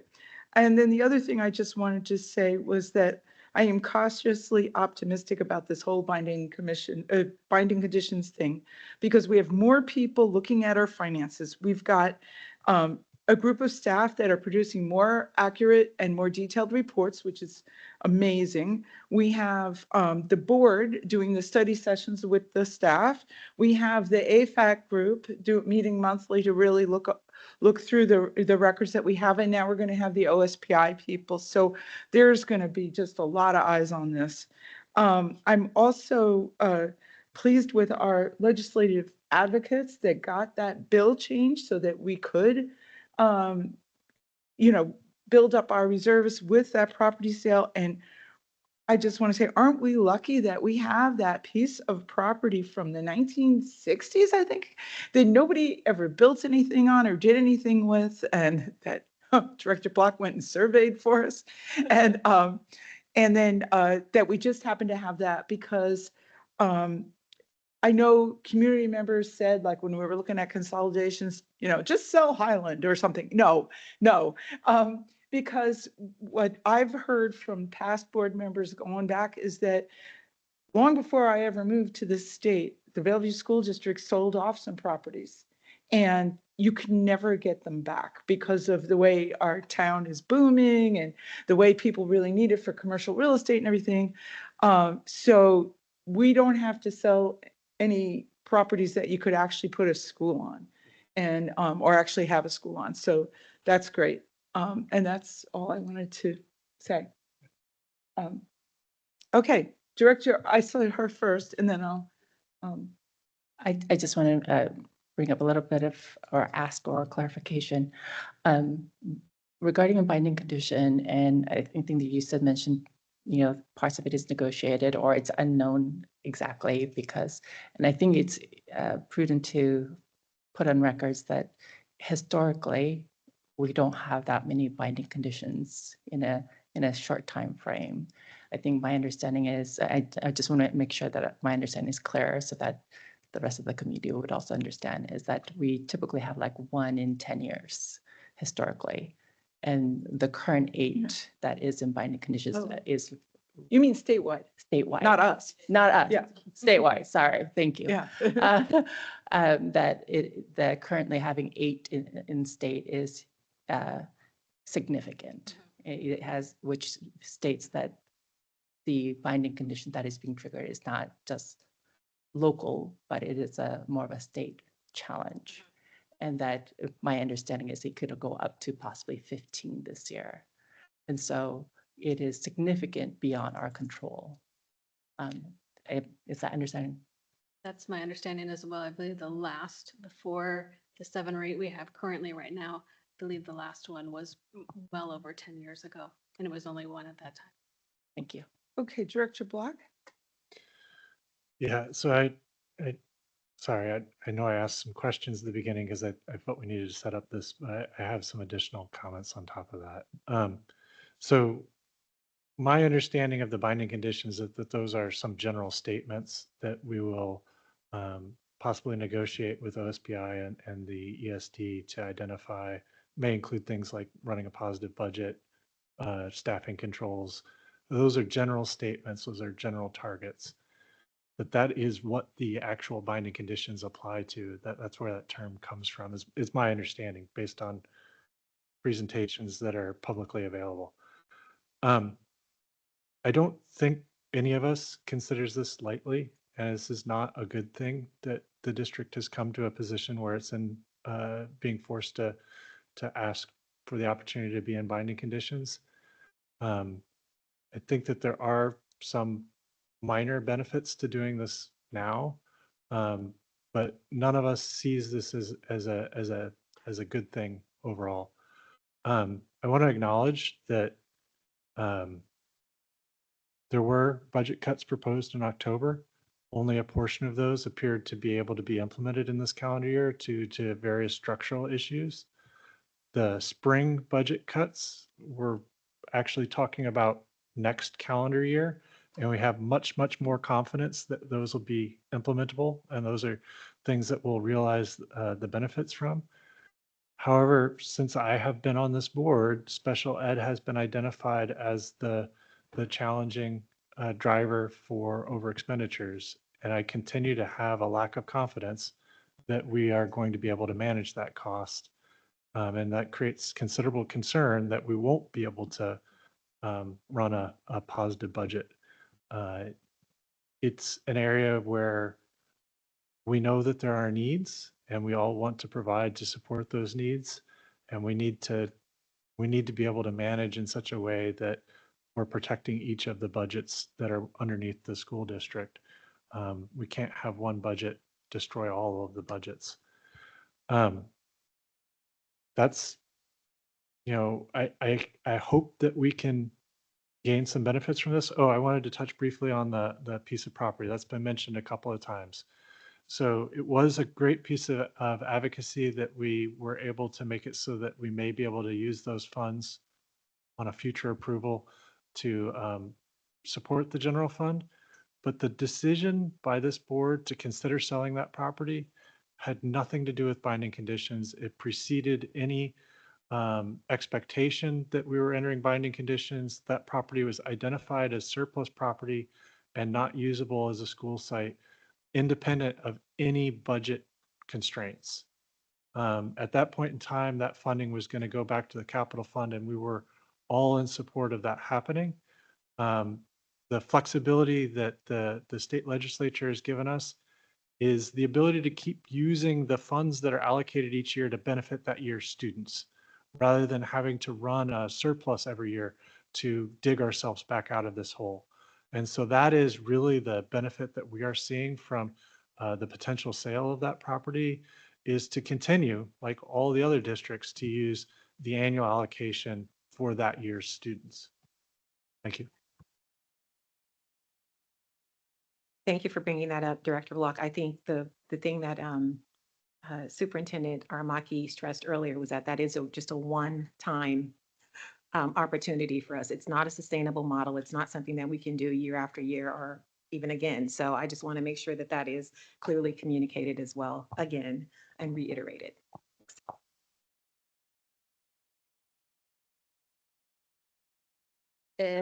Yes, thank you. I know that the budget and finance department, they are working super hard. Jason, unfortunately, you are leaving our district, and I am a little bit worried for next school year because you are not going to be here. We have a plan, but with all the OSPI requirements for binding condition, I want to be sure that we are properly staffed and that we don't overwork our staff and they are going to leave, and we can have the same problem that we have at the beginning of the year about our team. That is one thing that we need to consider. And lastly, I would like to send my gratitude to Teresa Nguyen, our staff that realized that we have this opportunity and told us about the bill 4012 for allowing us to sell the properties one time. I appreciate her a lot. So if that concludes the discussion, it will be time for the vote on the, on Resolution 2025-07. So all those in favor of approving the Resolution 2025-07 binding conditions, please say aye. Aye. Aye. Anybody opposed? No. That means that this resolution has passed. Okay. Next on our agenda is our preliminary budget presentation. Okay. I'm going to turn it over to you, but I'll just say we're way ahead of time. and No, we're now- not And anymore. not so much anymore. So Megan is going to give us our budget presentation. If we have time, then we'll have time for the board to make comments. And then just a reminder to everybody that they're going to give a high-level overview, but then we're going to go back and repeat and kind of go deeper at the study session. So if things don't quite totally make sense, or we have way more time afterwards to go over it. But we wanted to present this so that it's in the recording and on the record, and people Right. could hear it. But we're going to have way more time to answer a lot of questions afterwards. Okay. Thank you. All right, so wanted to present tonight to you the preliminary budget for the 2025-26 school year. It was working. All right, and want to talk about how the budget is prepared, the timelines. This isn't just a budget that started last month.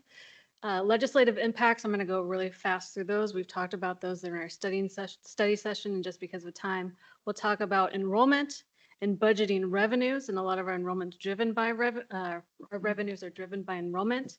We'll talk about budgeting expenditures and look at the budget summary of where we're at right now for the draft, budget risks, and then our next steps, and then if there's time for questions as well.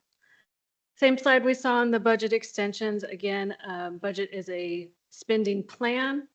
You will see the 4-year budget plan when we meet again in August, but potentially in July as well. The budget must balance, and it doesn't mean that our revenues and expenditures have to balance and be the same. We can utilize our fund balance if our expenditures are higher. The ultimate goal is to have our revenues be greater than expenditures. Budget drivers and considerations we took for this year was the board-approved expenditure reduction plan. We aimed to reduce our budget by roughly $20 million.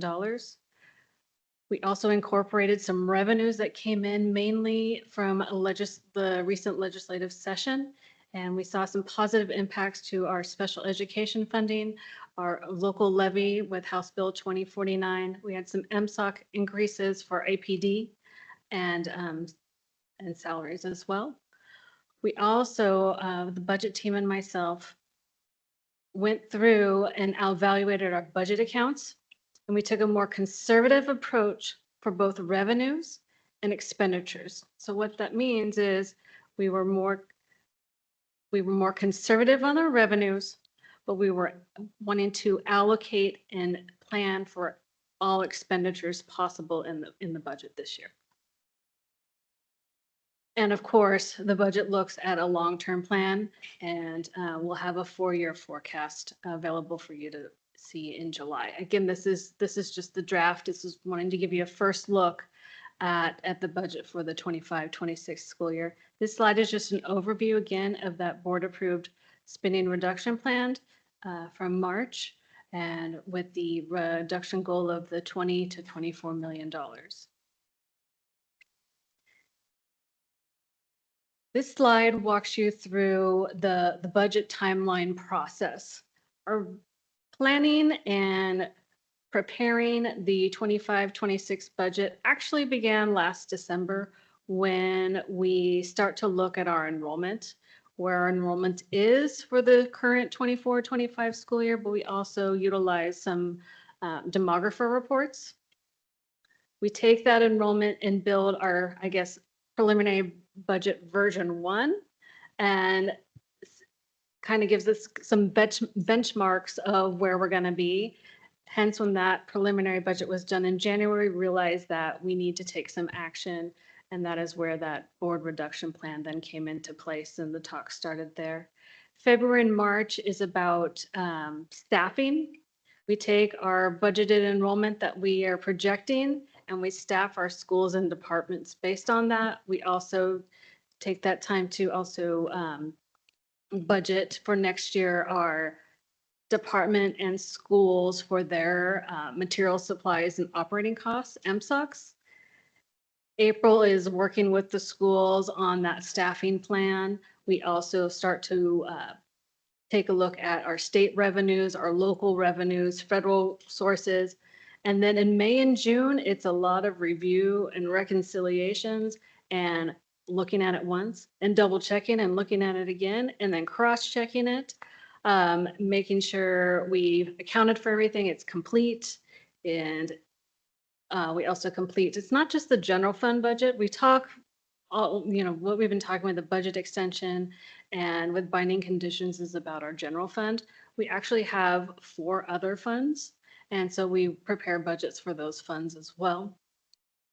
And you can see we come to June 26th, that's today, and we're presenting our, what I guess you'd be preliminary budget version 2 to you tonight.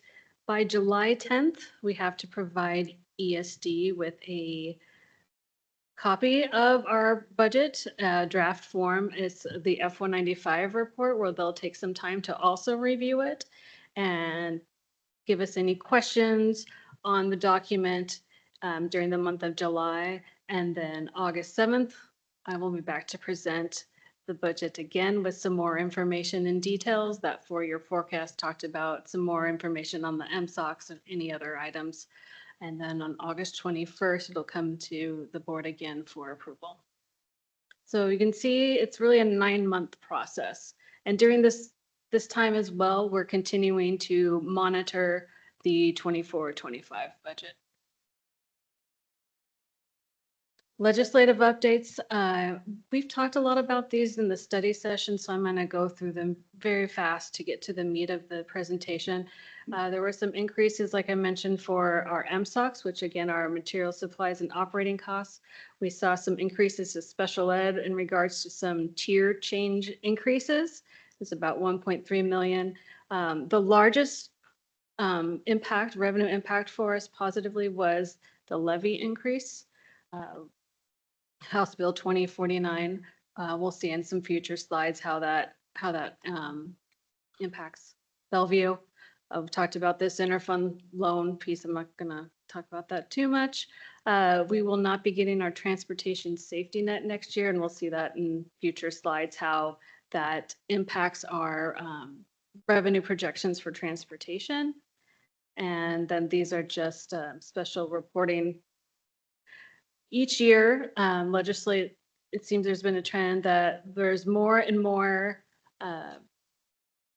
questions that the legislators are having in regards to special ed, which is having more compliance reports and for us to prepare. And then also there were some changes with the funding with special ed, but we can get that into a different study session later to talk about that. And then how MSOCs is funded to us is now going to be on a total dollar amount. And in the past, we've seen it broken out by you get, $178 for technology. Now it's just a lump sum amount for all of our MSOCs. All right, so budgeted enrollment. So we receive funding in 3 main buckets: state, federal, and local sources. And the primary revenue is state funding. And our state funding is based on student enrollment. Regular general education, CTE, right, career technical education, Running Start, and Open Doors, our funding is all based on FTE. So the average annual FTE of a student. It's not their head, it's not this. If there's a student that comes, a high school student, and I go and I'm at school for 2 periods, I would only be a 0.4 FTE. Special education, on the other hand, is funded based on headcount. So I just wanted to bring that to everyone's attention because I think that's a key piece. You'll see how it plays into how staffing was done. enrollment, as I mentioned, starts in December and January. We look at where we're at for enrollment, but also some demographer. Demographer helps us out and provides us a report after they've analyzed all of our data. Key items to focus on here is that our enrollment really hasn't increased. It's increased, but with very little evidence of cause. And over the last year, 200 more students from outside the district have come into Bellevue School District. And then the demographer projected to see continuation of mild growth. And you'll see that we took that into consideration during our enrollment projections. This next slide just shows you, it's a great slide to show that before the pandemic and starting to look at 2018-19 school year, we were at 20,260 students. This again is head count, and this is preschool through grade 12. We took a dip during the pandemic, and for the 25-26 school year, it's getting us about right to where we were at in 2018-19. So it's been pretty, if you take the last, is that 7-8 years, it's about flat enrollment. I also added some information off this side on out-of-district student comparison from 2018-19 to 24-25. So we took the consideration of where our enrollment is at for 24-25 and the demographer. The demographer noted our FTE to be roughly 19,130 students. And then that column all the way to the right, budgeted enrollment, our revenue is based on 18,937 students. So we took a more conservative approach than the demographer. And the number in the middle that says internal FTE is we took the students we have currently in 24-25, their first grader, rolled them to a second grader rolled to a third grader for their FTE status. And that's how we staff the schools based on 19,154 FTE students. But notice that our revenue is based on 18,937 for a difference of 217 kids.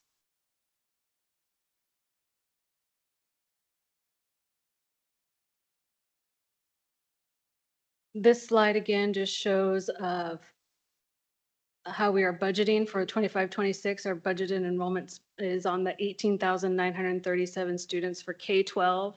I've listed Running Start, Open Doors, and ALE and noted how they are funded. They're all funded by FTE. And I just have special education and a transitional bilingual program. Both of those are state categorical programs noting those just because those are large categorical programs we have, and they're funded by head count.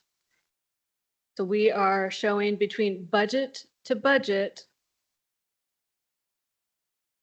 budget to current, our current May, we are increasing by 279 students. 212 in K-12. Staffing. If you look to the slide to the far right, it shows our 25-26 budget minus our budget from last year. I think I'm going to start a little bit. So if we go to this 3 columns in 25-26 budgeted staff, we are budgeting certificated staff FTE. Again, this is not head count of our staff, but the FTE of our staff, 1,392 certificated staff members. We currently have, as of January, which hasn't changed very much, 1,501.57 certificated staff. So if we take where we're actually at, current actual 1,500, and we're budgeting for 1,392, we are actually reducing by 108.72 certificated staff.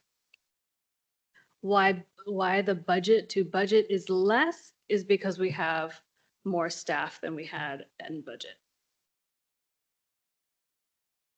So it's a total FTE reduction of 4.7. And so it doesn't equate to what we saw on the earlier slide on the budget reductions of the 170, but again, that is because the 170 is based on head count, where this is based on FTE.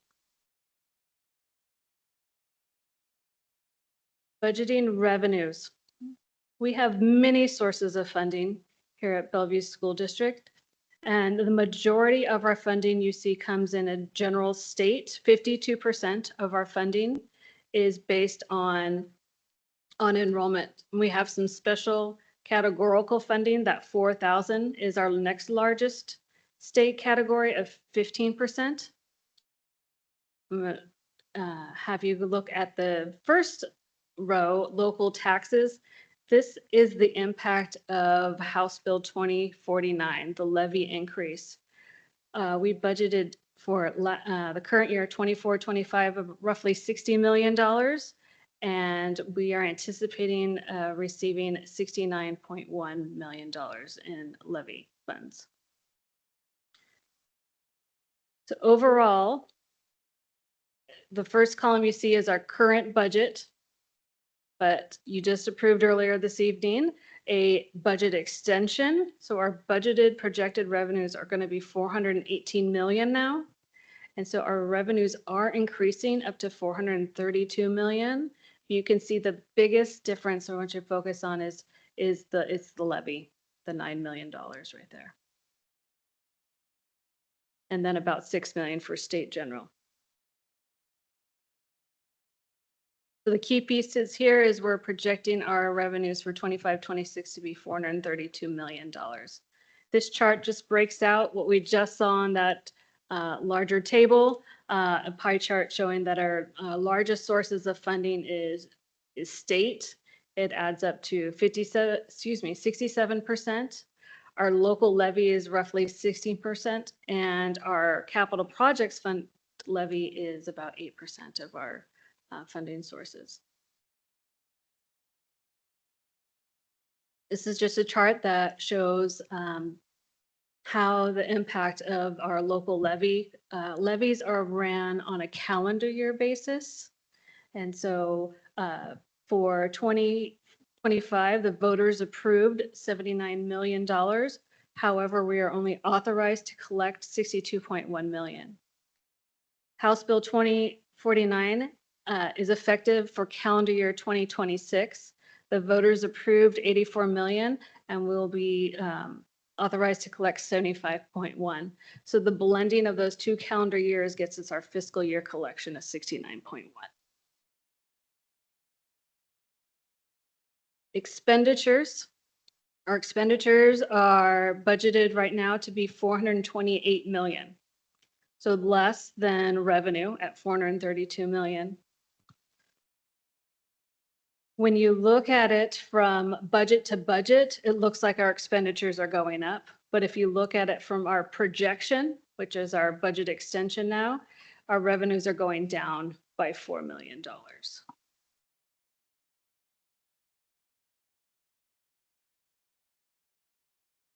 The largest, you can see that regular instruction's decreasing about $15 million from projection to budget, from 245 million to 230 million. And then we have special education increasing. We'll talk a little bit more about special education in the study session and explain that a little bit more there. There's some reductions elsewhere and then some increases in other. This chart just breaks out, again, like we saw with revenues, this chart breaks out how we spend by program.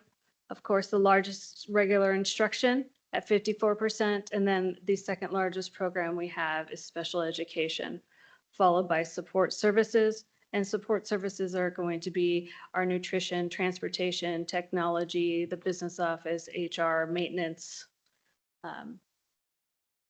things like that.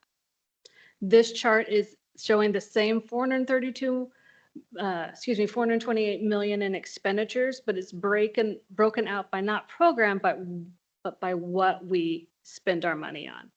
So the what we're spending it on is, you can see that 82% of our budget is certificated salaries, classified salaries, and benefits, and taxes. So 82% is staffing, and the remaining 18% is materials, supplies, and operating costs. I also added to I should have explained this earlier, the bottom left, you see there's a reference. When the budget report's available, that reference there ties to the report within the F-195. This slide just basically covers what I just said in the previous one. 82% is our staffing costs.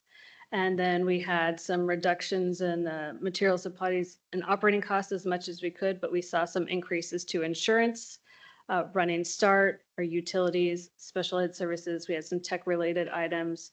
And then we took into consideration impacts for inflation, tariffs, and taxes. All right, so here's where we wanted to get.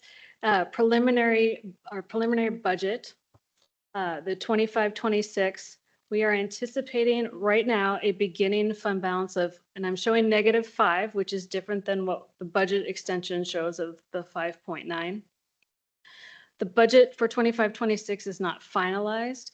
And so as we get closer to the end of July and gearing up for August 7th, I'm going to make any changes I see based on the projection of either going up to the -5.9 or maybe moving down below the 5 million based on where we're seeing how things have come in. So we have revenues of $432 million, expenditures of $428 million, shows us a revenues greater than expenditures of 3.9 million, but still showing a negative ending fund balance of roughly $1 million. And then you can see the last 2 years of actuals for 23, 24, and 22, 23. So we started in 22, 23 with 30 million in fund balance, and you can see over the course of the last 2 years and then this year, the expenditures have been greater than revenues, which has had the draw on our fund balance.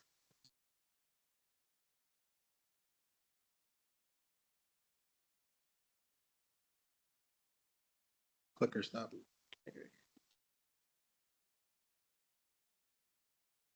Try again. Okay. Thanks. Okay. Well, we've seen this in the study sessions and in the board docs. This is just our projection, and our projection shown for fund balance. We are still anticipating to have a negative fund balance, which led to the approval of the binding conditions tonight.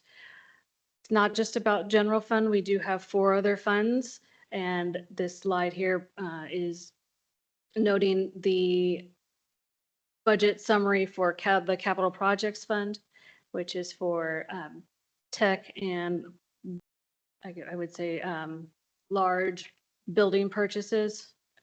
Excuse me. Yes. And debt service is the payment of our bond, our principal and interest. ASB is extracurricular for the students, budgeted by the students. And then the transportation vehicle fund is for the purchases of our school buses. The operations of transportation, the fuel charges, bus driver salaries and benefits, that is all paid out of the general fund.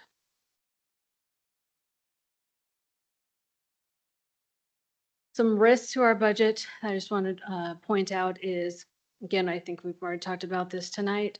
Special education needs and expenditures continue to exceed budgeted expenditures. That's a risk. What if our actual fall enrollment is lower than our budgeted enrollment? And significant variations in enrollment at the school level, resulting in overstaffing. Dr. Art Markey said it well, saying the bubbles at the schools, and then adding new positions that are not built into our budget, and then committing additional expenditures, whether that be adding staff or spending more on supplies or purchase services without any other reductions to other expenditures. And then transportation was one I did not note on the slide very well, but our transportation revenue is going down because we are not, as a state, we're not getting more transportation safety net. And so the concern there is if our transportation ridership is lower than what we budgeted for, that could reduce our fund balance. And then fund balance continues to decrease. Next steps is to prepare a draft budget in the F-195 report. It's pretty much there, getting close, and we will submit that to ESD by July 10th. I anticipate that being before July 10th. Adjust the budget for projected Indian fund balance, as I noted, if we see that it's going to be, if we feel the 5 million is a good mark, or if we need to adjust, we'll make some adjustments there. But of course, you will know that before, be well aware of that as we do that. We'll present again the budget on August 7th, and then the budget will come to you again on August 21st for approval. And then the budget hearing. Are there any questions? Sorry, it was fast, but wanted to kind of give you a highlight. Okay, we'll have time for, I am aware that this was supposed to be where our board discussion starts, and we're supposed to be ending this at 7 because we have all this other stuff that's workshops and things are going on. So, so we'll have to combine those times, but go ahead, Director Ars. I'll go first this time. Thank you for the presentation. I have some questions and clarifications. But first of all, I want to say thank you for providing the preliminaries this early. I know it's, I said this on Monday's meeting, but I want to make sure that we said it again. I know it's asking a lot earlier on, but given current situation, I think it's imperative that we adjust so that we have more time to adjust for what is to come. And I appreciate the timeline as well, and creating as much transparency as well as all the study sessions you've been providing. I have some questions. I would love for you to, you don't have to do it here, you could do it at the study session, but give us or explain to us what transportation safety net and why we're not getting that.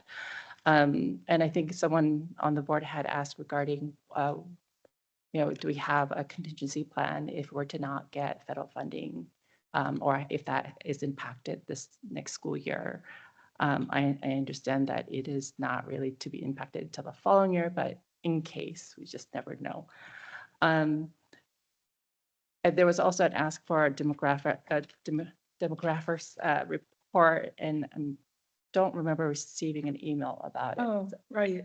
And so Demographer's report. yes, it'd be great to have that.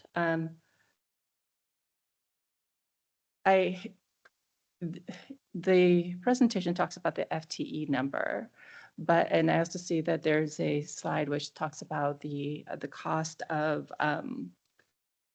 for benefits and whatnot. I'm curious to know how many of our staff are, or what is actual headcount versus FTE, because headcount could be much greater, and therefore there's additional costs when it comes to benefits. And so curious if that's an area that we have looked into cutting costs.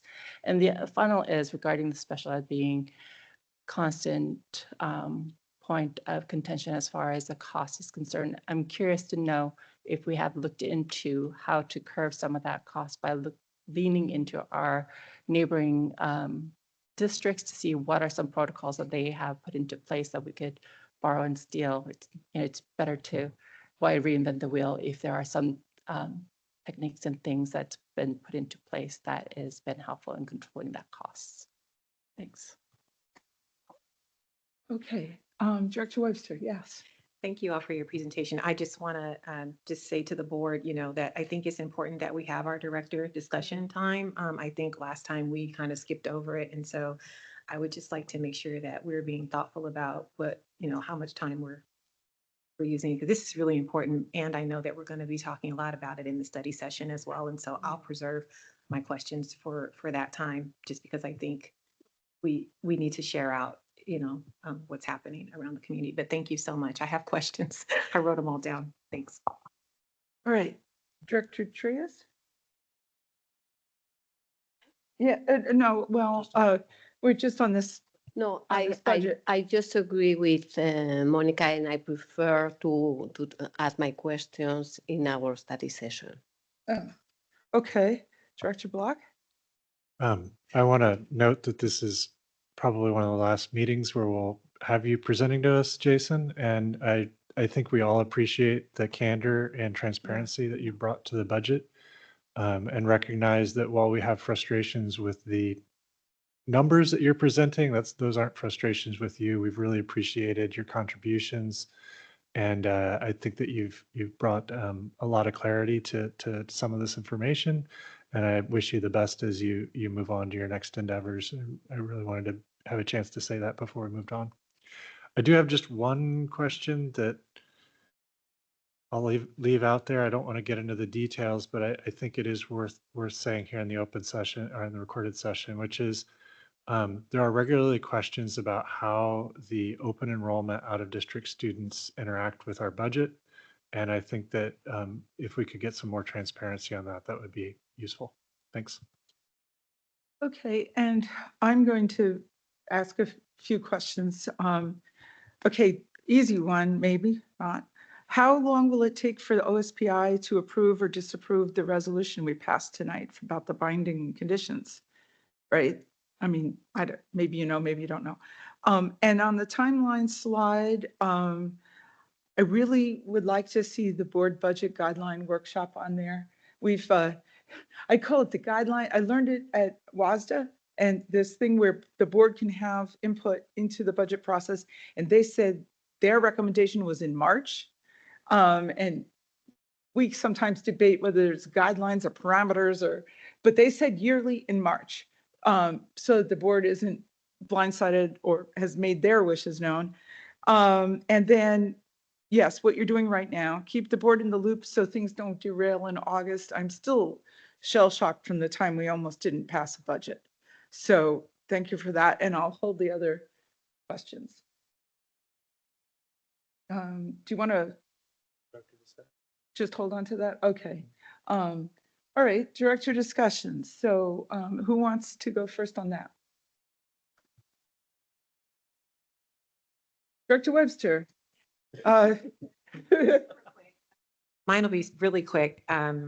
Had a chance to spend the whole day at graduations of high schoolers, the last of the graduations, Bellevue, Sammamish, Newport, and Interlake. And I just had the best time watching the kids, the families with the smiles, all of the board directors that came, and it was just really a great time. And I just want to just congratulate all of our graduates and wish them well as they move on to the next chapter. And also I wanted to wish all of our educators and our staff a nice summer break. We had the AFAC meeting that convened, I think it was yesterday. I lose track of time these days. Yeah. And so we just a quick update. We began the initial stages of kind of a deeper dive into more of the historical context of our financial standing, and talked a bit about definitions, acronyms. We finalized our charter and continued the conversation about where we are now. And so it was a really good meeting, and I'm looking forward to the next one. That's it. Thank you. Okay, Director Trias. I would like to end this year with a gratitude message. I would like to start to be grateful with the board for appointing me in April and giving me the chance to serve even better our students and family. And I am learning a lot from you, and thank you for your guidance. I also would like to send my gratitude for our amazing students that we have and the hard work that they are all putting. And I totally agree with Monica that graduation was a super magical moment for me.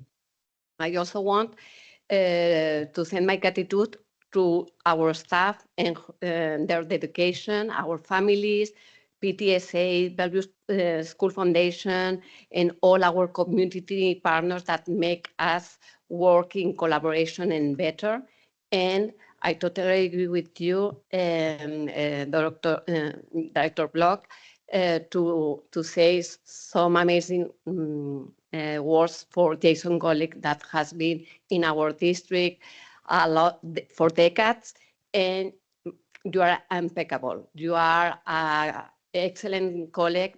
You are a very quiet person, but a doer and a super efficient. And thank you for taking all the finance this year. And we are here because you let us do this work. Thank you very much. And wish you all the best in your new career. Okay, Director Ars? End of the year is such an eventful time and positive time and time to take a break. But I have to say that all the graduations this year that we all attended was fantastic. Everything from our comprehensive to our choice to our affinity and our newest one, which is our multilingual one, which I thought was fantastic. I'm looking forward to the year when we have, I don't know how many languages will be represented in that space, and we'll all have to be reading English translation because we'll have, well, some of us do not have that skill set. I concur. I want to say thank you, Jason, for helping us steer in the right place, right direction, and answering all of our questions and providing all the detailed information quickly. It is very much appreciated in helping us, set a good path forward. It's sad to see you move on to another district. Wish you'd stayed, but good luck. I also want to say thank you to all the schools that still invited us, including, I have to say, I had a chance to go to Newport Heights and see the kindies and their graduation for the Korean bilingual program. And it was my first time walking in and seeing all of the wonders of kindergarten classroom and all the excited parents. And it was lovely to hear the positive stories from heritage speakers and non-heritage speakers of how fantastic that program has been for them, as well as sitting in the information session afterwards for our community members who are considering it. And so it was quite the treat. Kindergartens are so amazing. And so thanks. Okay, let's see, who did I miss? Director Block? Yeah, I don't have a lot to add. I think the graduations, it was very exciting. It was exciting to take part in those as a parent this year, which is something I'll get to do again in 3 years. But really exciting to see that. I want to recognize some of our teachers and staff that have reached retirement. I know we had a session with Eva Collins a few periods ago. At International School, there's been a fantastic math teacher, Julie Reeder, who many of the students and parents say has changed their trajectory and their love of math. Really appreciated her contributions. I also want to recognize that math is one of the areas that we struggle with recruitment in the district, and that we have, in spite of the fact that we have some downsizing in certain areas, we're still recruiting math teachers, and we have additional math teacher needs for next year still at this point. So I look forward to hopefully recruiting some amazing math teachers into the district to help provide that instruction.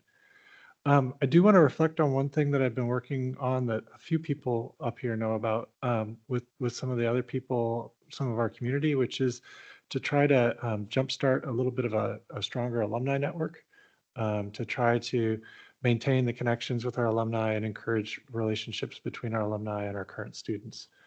So that's something we're continuing to work on. There's a lot of logistics involved in that, but we're excited to try to strengthen our relationship with our alumni community, because as Dr. Armaki noted, we have some incredible alumni and graduates that are coming out of our systems, and it's great to maintain those connections. Thank you. Okay, and I will try to fly through mine. All right, so graduations, boy, they were a lot of fun. I feel like I went to fewer than the other board members, but I still was up on the stage at Transitions, Digital Discovery. I went to the Latino celebration, the Black celebration, and the dual language ceremony. So that's what I did. They did more. Okay. I've sort of had the opportunity to sort of be a fly on the wall at the AP Computer Science Bellevue Summer Institute. And I learned an interesting fact that I'll share.